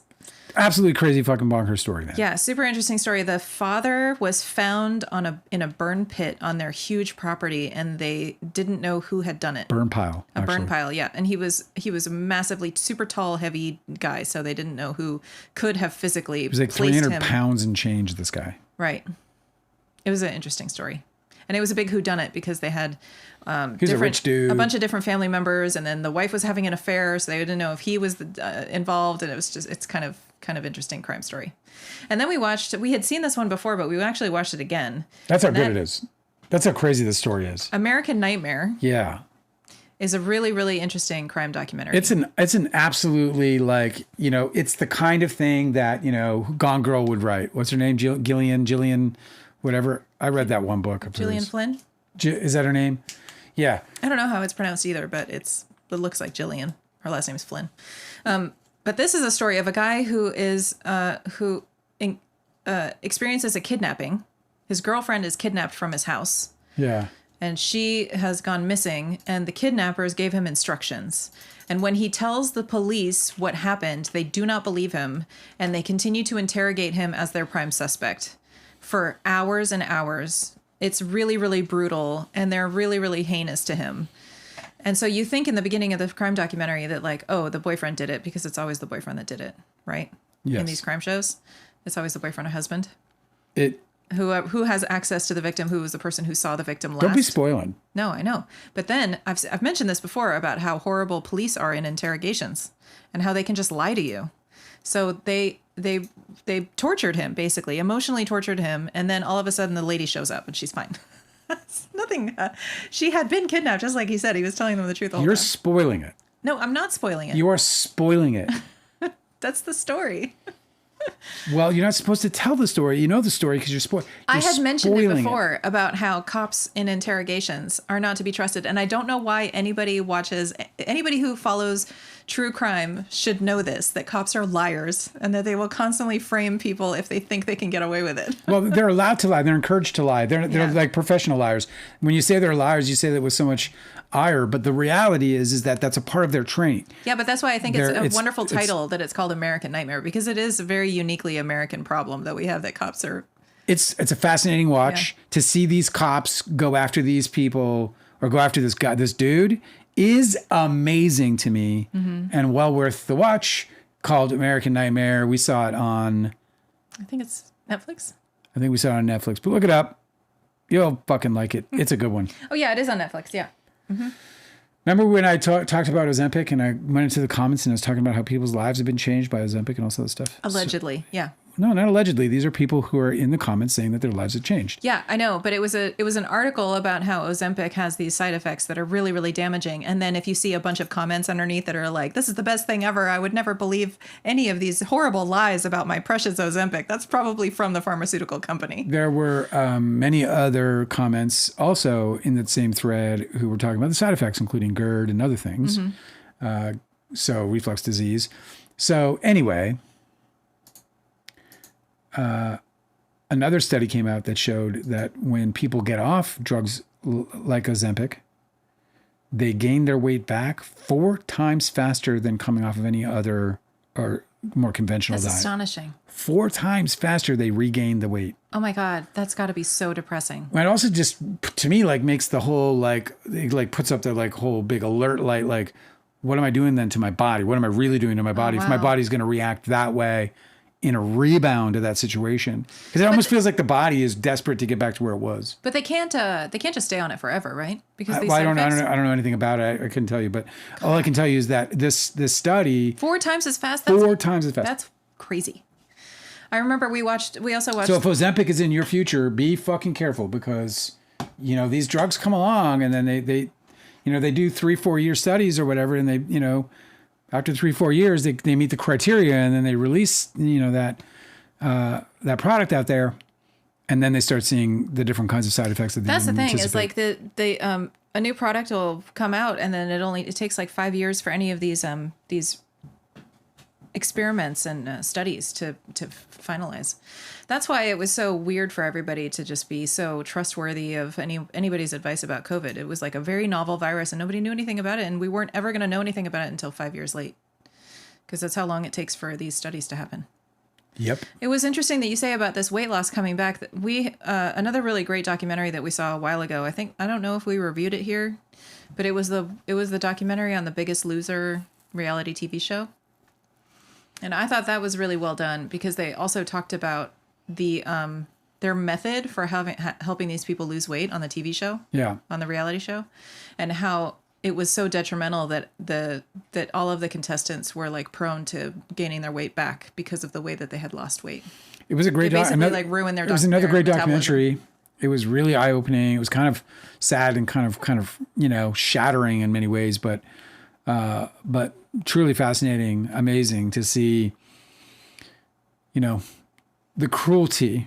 Oh yeah, for of sure. production. But also just like the whole, it's got to be so sad to achieve weight loss and then also have to constantly worry about keeping it off. That's the saying, right?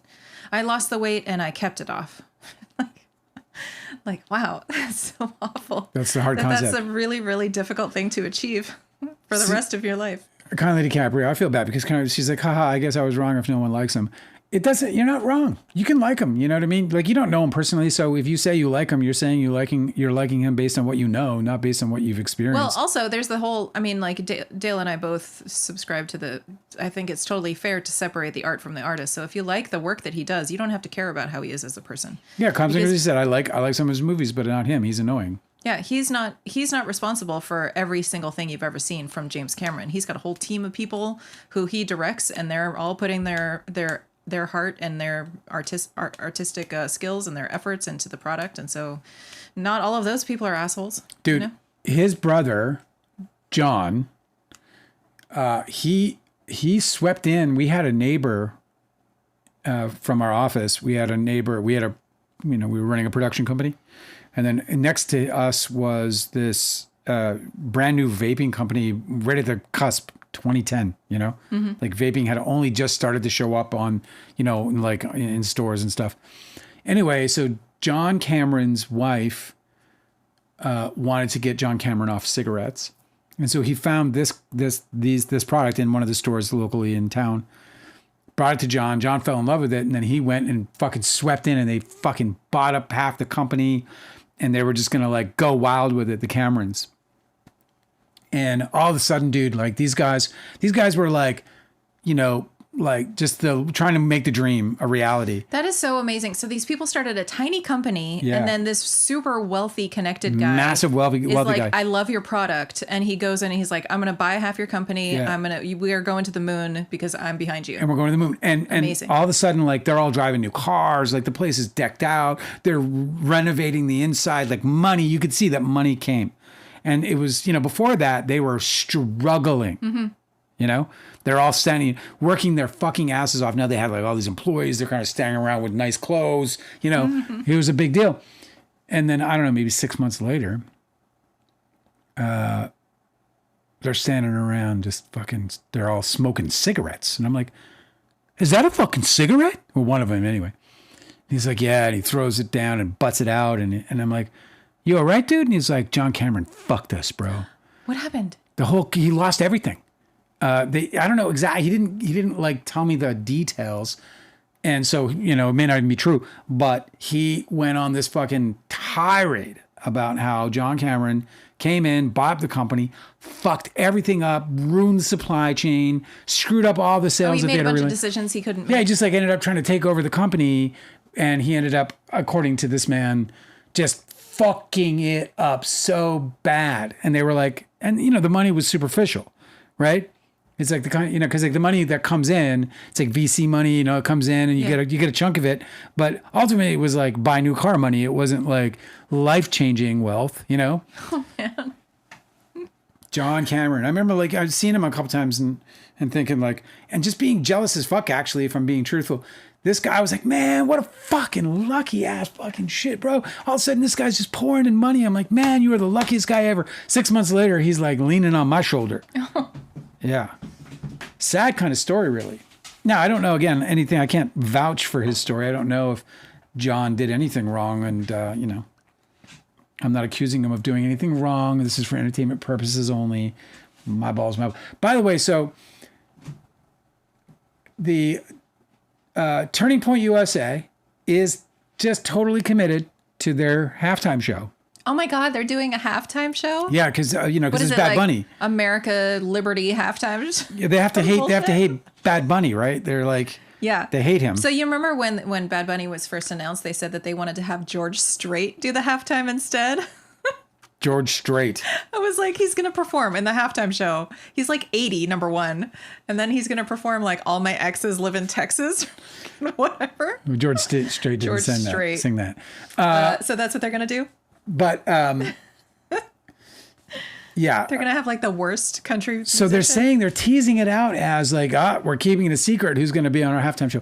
They're competing against the Super Bowl. Yeah. And they're going to keep it a secret as if that's going to draw eyes from the Super Bowl halftime show. Yeah, they're keeping it a secret because nobody... These fucking brainiacs. Listen, it's because nobody signed on yet, right? I think they are keeping it a secret. I think they're keeping... No, they would never. I think it's Nicki fucking Minaj. They would never... If they actually had any star, they would announce it. They would be like... Yeah, that's why they keep it a secret, because it's not going to get anybody they'd be like Kid Rock and Friends, right? If only they had one, they'd be like, Snoop okay, Dogg. We'll get It's Kid Rock and Snoop Dogg. Apparently, he rocked his halftime show over the holiday. Oh, man. I didn't see it. I think it was the Detroit San Francisco game. It doesn't matter. Turning Point USA, they're putting all their in their like teaser. It's like, Turning Point USA halftime show, and then it's like faith, family, and culture or some shit. I don't even know what the fuck they're saying. Heritage. Are you gonna watch? Oh yeah, I can't wait. No, I'm not gonna watch. Where do you? I don't even know where to watch it. That's the other thing. Is we're doing our own halftime show. Where? When? I mean, we know when. Weird. What's also weird is that they want to party, but all of the men in the conservative movement, and regardless of what level they're at, like Turning Point USA or like even JD Vance, everywhere they go, they always have to wear suits. So it always looks really weird when they're trying to like throw an event and have a party and everybody's like all stiff in their fucking tailored suits and shit. They're still talking about good old Jimmy Cameron. He says Cosmic Urgency says that he was whining about Amy Poehler's joke about him at the Golden Globes. Oh, whatever. Yeah, he said, I'd be less annoyed with him if he wasn't a baby on top of being a douche. Yeah, totally. I mean, if I was capable of seeing the bottom of the ocean, if I had descended the Mariana Trench, nobody would be able to bother me about anything. I'd be like, I am the coolest motherfucker on the planet. Say what you will. You know? Well, he's also a person who like doesn't really have to tolerate people saying no to him. You know what I mean? He's like, that's right. in that position in life where it's like, you know, anybody saying no is not a welcome friend, you know? Can I change the subject real quick? Okay. You're so put out. Dale's really funny. He'll do that when I'll just be like, hey, can I ask you a question? Because I just walked in the room or something, and you'll pull one of those. Go. Okay. I'm Bobo was asking if there's any news from the Lively v. Baldoni situation, and we did have some more court filings, so I just wanted to share with you. They're nothing major, but yeah. No, nothing major. There's a little popcorn planet action that doesn't really matter, and then there's those. Well, I guess those, you don't want me to talk yeah, about no, it. It doesn't matter, and it's nothing special. Let her rip, Angela. Let her rip. Let's see. Blake Lively's motion for continued sealing. That happened that we didn't talk about. Wayfarer's opposition to Jones Works' amended complaint. Oh yeah. Mm-hmm. You playing with your toys? Well, yeah. I just love the monkey, and he wasn't on camera, so I think he deserves to be. The motion to what? Wayfarer's opposition to Jones Works' amended complaint. Yeah. That happened. That's Okay. probably pretty That could be juicy. false narrative. Yeah. False narrative-y. And furthermore, And then Popcorn Planet's motion for the review of the magistrate's order. which is, Which is like, I can't it's even be procedural bothered. shit. It's just procedural shit. They're just getting it ready to put whatever appeals they can put together or whatever the fuck the shit they're doing. But, are you still enemies of Popcorn Planet? I'm not an enemy. I don't consider that guy an enemy. I consider that guy a fool. I consider Popcorn Planet a part of the problem. Like we only got whatever 700 followers or whatever, but at least we're not sitting here like trying to buy into a propaganda that we know is false, and I believe he knows it's false. And I believe that the only thing he's doing is making money with it.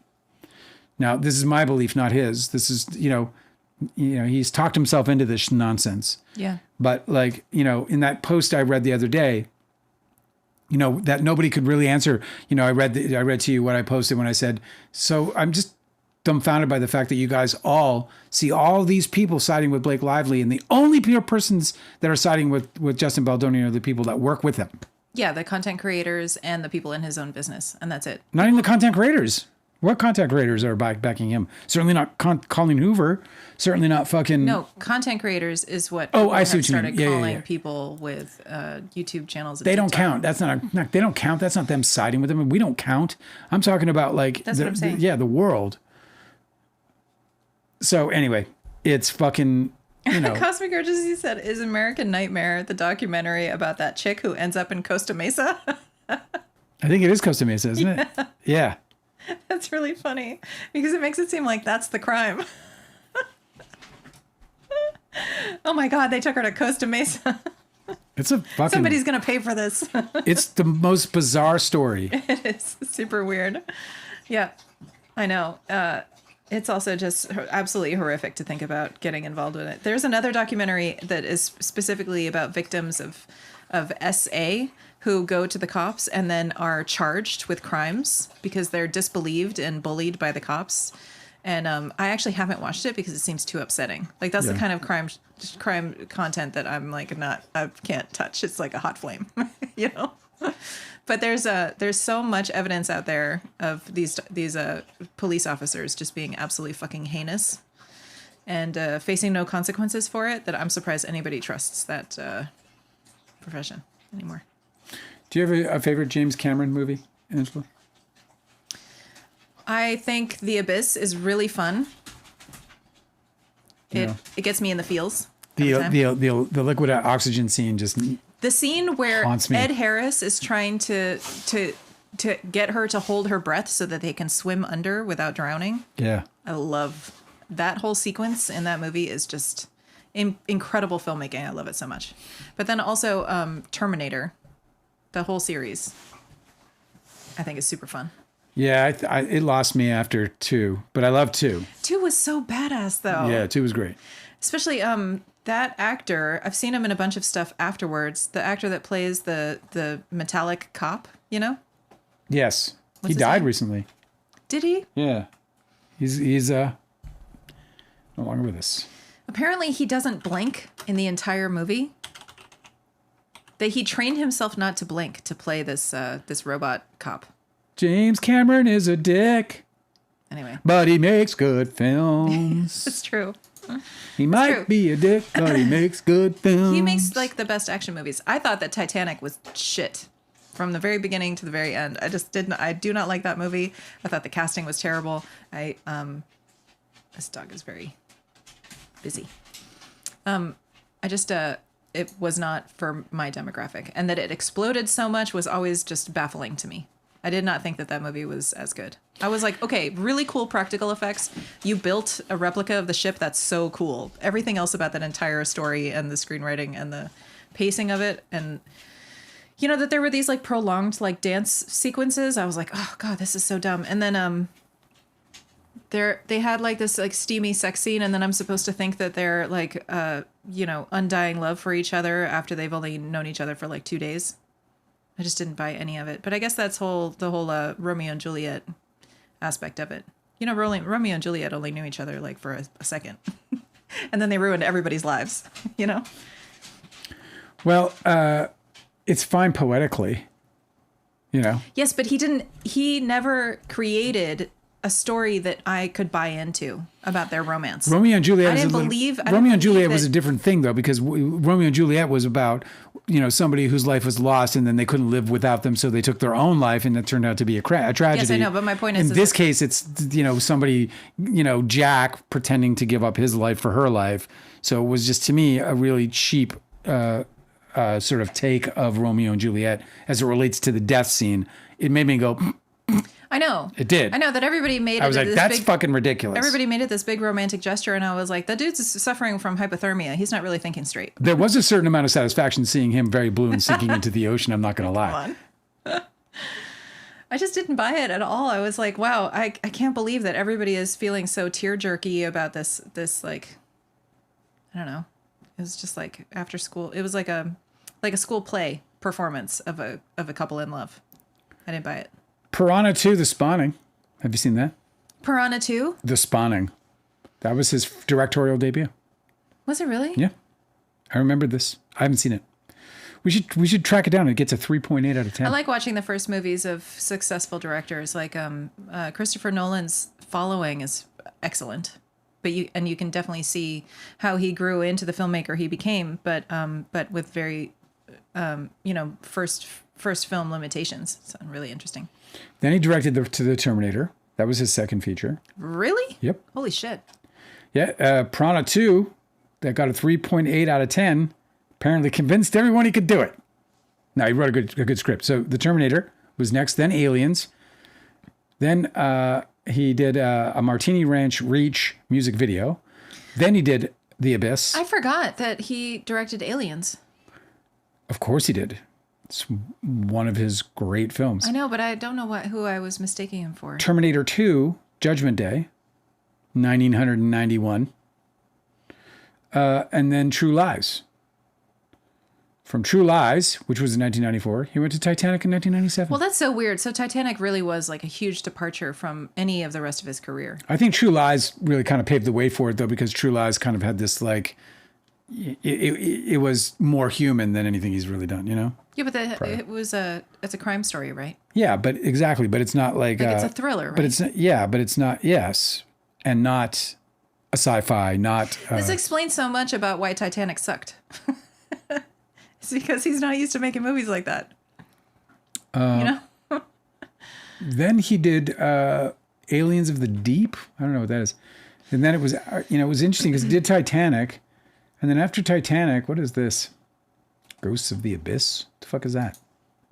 Oh, that might be a documentary. Because he made a Titanic documentary, didn't he? Yeah, that's what it is. Bill Paxton. Oh, Bill. Oh, Bill. Fucking Bill. Bill, he missed a fucking shit show though, didn't he? Do you feel like you feel jealous of the people who passed before this whole shit show? No. I'm sure they'd rather be in the shit show.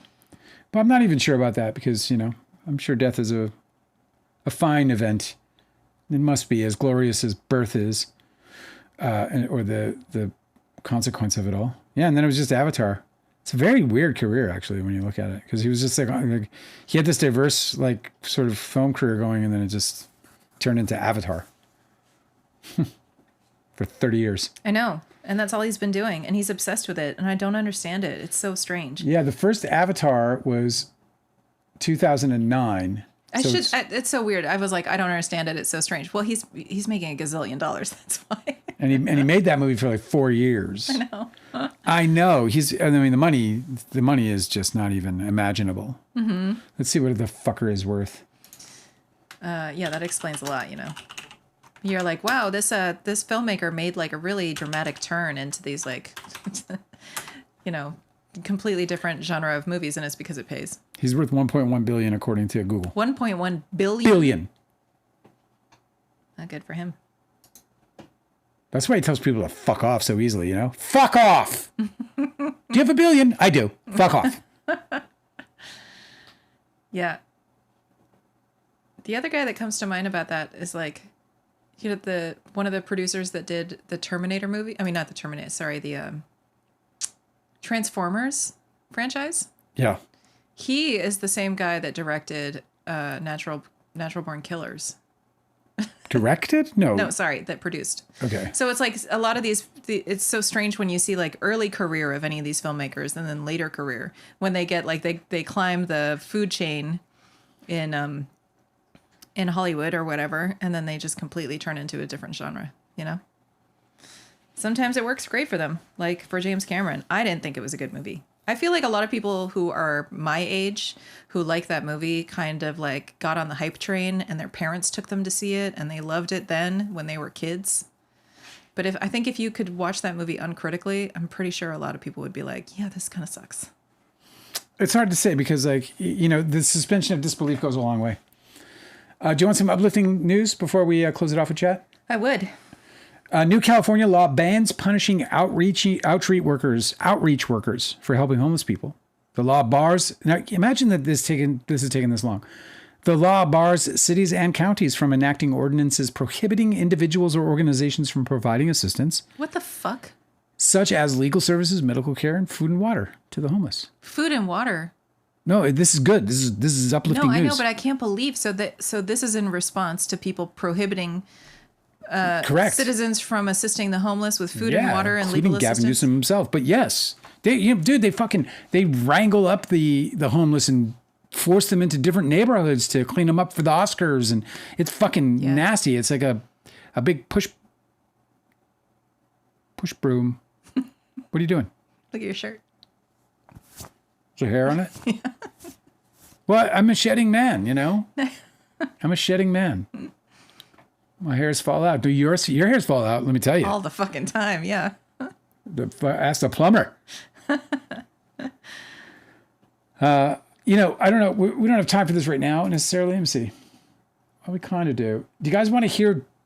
Apparently, Dan Harmon went on a crazy anti-fascist rant some time ago. Mm-hmm.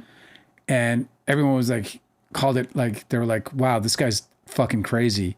And now it basically is like, so do you guys still think he's crazy? Do you want to hear it? So, okay, I'm sorry. You're going to read Dan Harmon's anti-fascist... No, I'll play it. It's 2 minutes long. It's a 2-minute clip of Dan Harmon. Going on an anti-fascist rant. Right. Okay, but I don't know if we should put that on our channel because isn't this somebody else's... For copyright? Well, yeah, but also because I don't know what he's going to say. Have you heard it yet? No. I'm not trying to make people angry. You know what I mean? Well, what's he going to say? Demi Moore is literally the Antichrist? wrong people angry. Not anybody here. I don't think anybody that's with us is going to be made angry. But you know what I mean?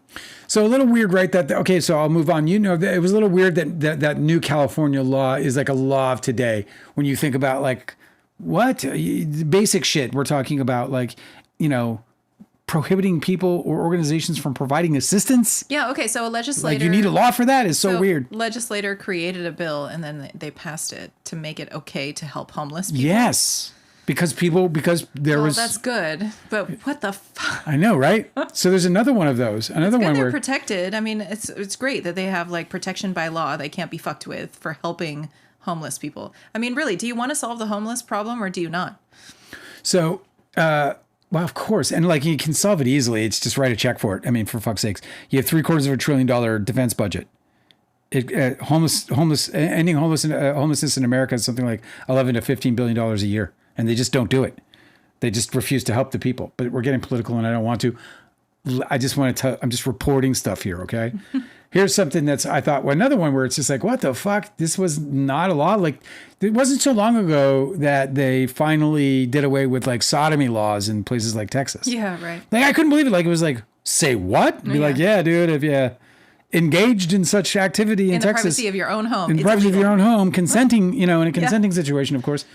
They could arrest you and charge you with a state crime, which is just insane. That is no longer the case. But there's another one here that I just found shocking in this up. I got to find it now because I fucking scroll past it in my saved files here. Hang on. Where are you? Damn it. Okay. Oh, here it is. Hanada's with me. Here it is. It says... I can't wait to share this with you. Okay, great. You'll get this one next.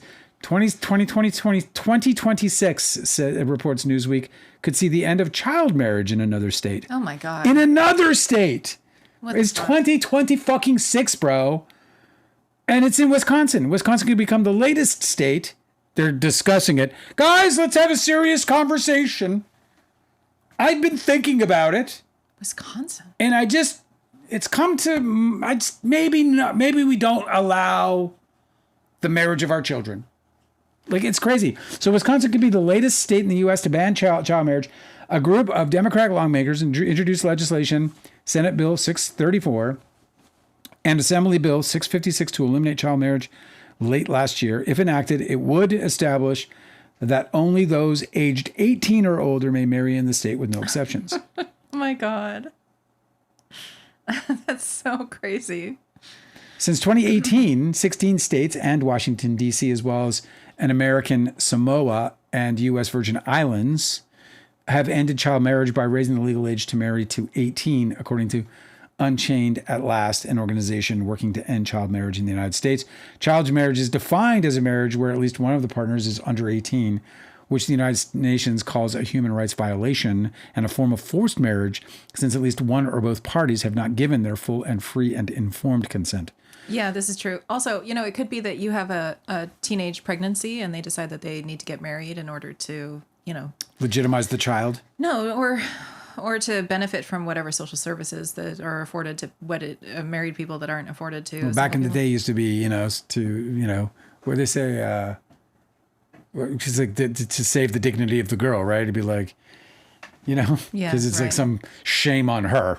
But even still, the children can't consent to that kind of formal. That is a legal arrangement. So I feel like it's very reasonable for people to have to be adults in order to enter into legal arrangements. Can you imagine? There was somebody who was ranting on TikTok about how they have so much student loan debt, and they were like, "I was 17 when I agreed to this shit. When I signed the fucking dotted line about how much debt I was going to accrue going to college, and they let me." So now she's like 21 having to deal with it. She's like, there's no reason, there shouldn't have been legal that I could take on this much debt at 17, fucking 18 years old. Coming out of high school. Yeah. You're coming out of high school and you're getting a mortgage heavy. Oh my God. Yeah. Advocates have previously told Newsweek how child marriage leaves minors open to abuse and vulnerable since they have limited legal rights. And this, of course, it never even occurred to me, but because the whole thing just seems so immoral. But then on the other side of it, it's like, oh yeah, like, hey honey, I'm going to the bar, Yeah. Or like voting or like whatever, just crazy shit like that. So anyway, it's bizarre. It makes it, it's just like, where do we live? It's barbaric. It just seems barbaric to me that wasn't like a long time ago sorted. Yeah. Like, I can't believe like in the 90s, that wasn't like, at least in the 90s, even in the 80s, like, come on. Like, I can't believe it that I sit here now and think about these things that are happening and that they were legal. You know, like that you can marry 16-year-olds is like, what? And I think I actually remember that happening in Canada as well. Can I tell you? Emancipated or whatever. Can I tell you how Hinata's got my back about Titanic? Yeah. Wait, I got your back about Titanic. Cosmic Urgency does not have our backs about Titanic. Yeah, well, he didn't like, what was that he didn't like? No, he's got good perspective. Cosmic Urgency said Titanic is a melodrama. It's a soap opera. You guys didn't watch it properly. It makes sense that Angela is misjudging it, but Dale, I'm like, why would it make sense that I'm? Because you're a woman. No, it's because I'm stupid, obviously. Okay. Hinata though has a good take on it. Said I hated Leo in Titanic. Kate Winslet has all of the emotion on her face, and he never does, which is what I was saying. Yeah. The whole time it seems like she has somehow fallen in love with this teenage boy. I don't know how they're matched, but she is like a full woman and he looks like a kid the whole time. Yeah. Hinata said also in Romeo and Juliet, he's not made for romantic movies because he can't get the. Yeah, that's why he doesn't play them. Hinata continued saying, he's no Hugh Grant. I thought Billy Zane's acting in Titanic was better than Leo's. He's a great actor, but not for romantic movies or honest, deep feelings. I think he was made for the Wolf of Wall Street type movie. Leo was, for sure. I agree with that completely. Yeah, I mean, that's why he likes to play the bad guys. Well, I knew it was a melodrama. I just didn't like it. I just didn't think it was like very well done. The story, I thought the filmmaking's exceptional, but the melodrama I just didn't buy. Yeah, I know. Me too. I kind of wish that that they could possibly ever generate a movie like that doesn't have a love story. Like, I don't know why there was that whole phase, like Armageddon too had like this really stupid love story where we were all supposed to be super committed to the outcome of this one particular romance when we didn't know anything about the characters and we weren't emotionally invested at all. I was just wrapped up in the whole dad story, okay? The dad story? Yeah, you know, Bruce Willis and... No, that's true. I mean, was it Liv Tyler? It works. It works. Instead of a romance, it should be a family story, right? Like, why in Titanic was I not seeing the horrible ordeal of a family who was trying to stay together? It would have been so much more compelling. But instead, I got this fucking like this weird romance story shoehorned where they like just met the day before and then they're confessing their undying love to each other when the ship goes down. Come on, I don't buy it. You don't buy it. I don't buy it either. Well, and it's just like in the melodrama side of it, in terms of like that being, you know, sort of and this is what I'm talking about in terms of like the whole,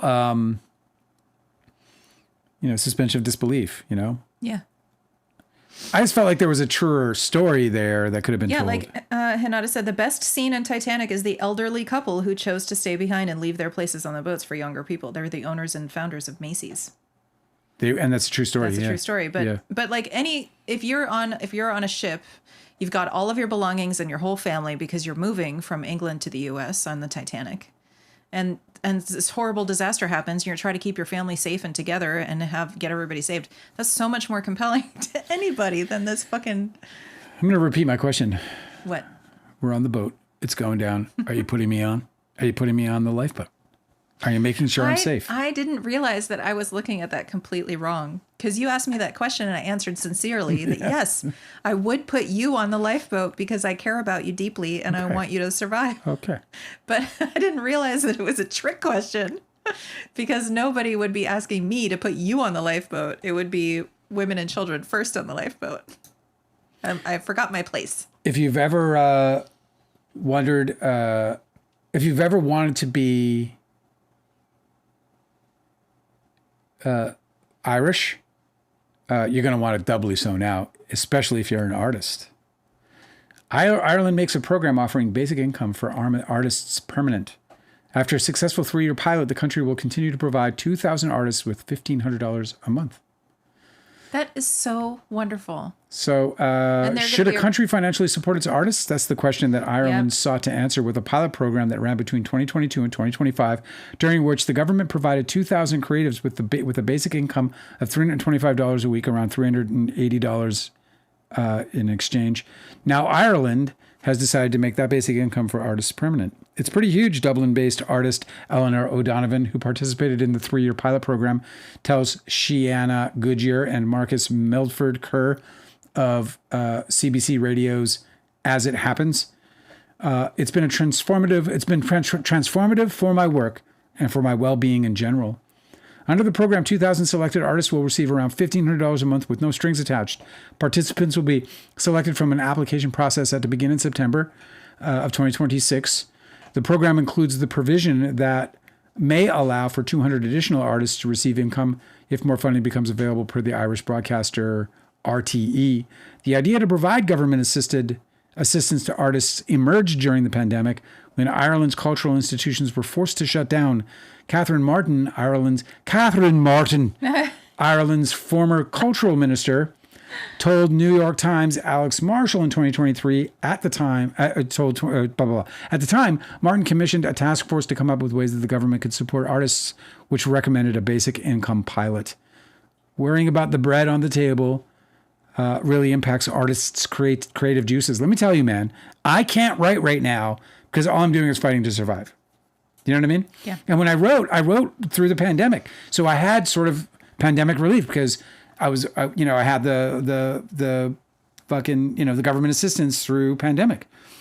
And I made fucking art. Like, this is so important. I know. Ireland's culture is going to be richer for it. It's just a no-brainer. I mean, that's what you do when you actually care about developing a culture that people can enjoy.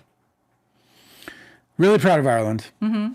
Really excited for those artists. Are you going to apply? Yes, immediately. Because they're going to give it to fucking immigrants.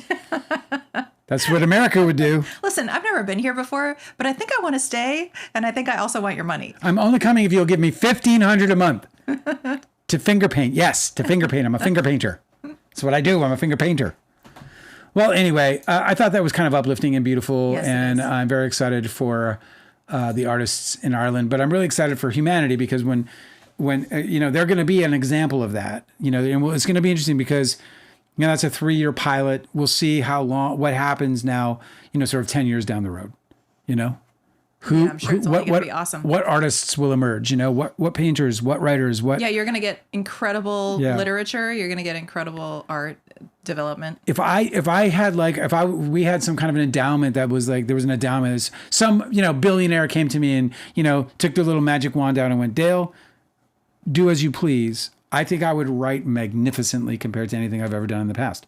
If I felt the complete freedom that's a bit of a trap though, of because I feel like every single artist that ever existed on the planet is always like, oh man, if I didn't have this one thing holding me back, then I would be a virtuoso or I would make masterpieces. I mean, there's a bunch of people who will scapegoat their laziness with something else. I happen to produce. Mm-hmm. I actually get shit done. I have a body of work. It's not prolific, but it would be if I had the kind of help that Ireland is not giving their artists. And that's my point. Universal basic income would benefit everybody unanimously. That's true. Yeah, and I mean not even even if it's like sort of put off like artists get $1,500 and whatever. But yeah, whether it's universal basic income or if it's programmed specifically to embolden and encourage artists to create, it's just something that we need to have in the world. Hinata yelled at you, said, "No, Dale, the door can fit you both." What door? At the end of Titanic. Oh, exactly. The door. Exactly. So it doesn't have to be you or me on the lifeboat. We can both be on the lifeboat. By the way, dude, he was in for such a long time. Like they had that whole big scene. Yeah. It's like, no way, dude. Do you know how that water was like 30 degrees or some shit? Yeah, he's like actually hypothermic. Yeah, in minutes. We have to go. We have to go. Ladies and gentlemen, boys and girls, it's the weekend. I hope yours is the best ever. I hope the fucking new year is fucking shining brightly for you all. And I know that whatever troubles lie ahead, I hope they all miss you. And that we, I just wish you the best. I really do. And I thank you for hanging out with us. We'll be back again tomorrow. Oh, no, we won't. We'll be back again on Monday, right? Yes. Fare thee well. Fare thee well, Angela. Good night. Good night.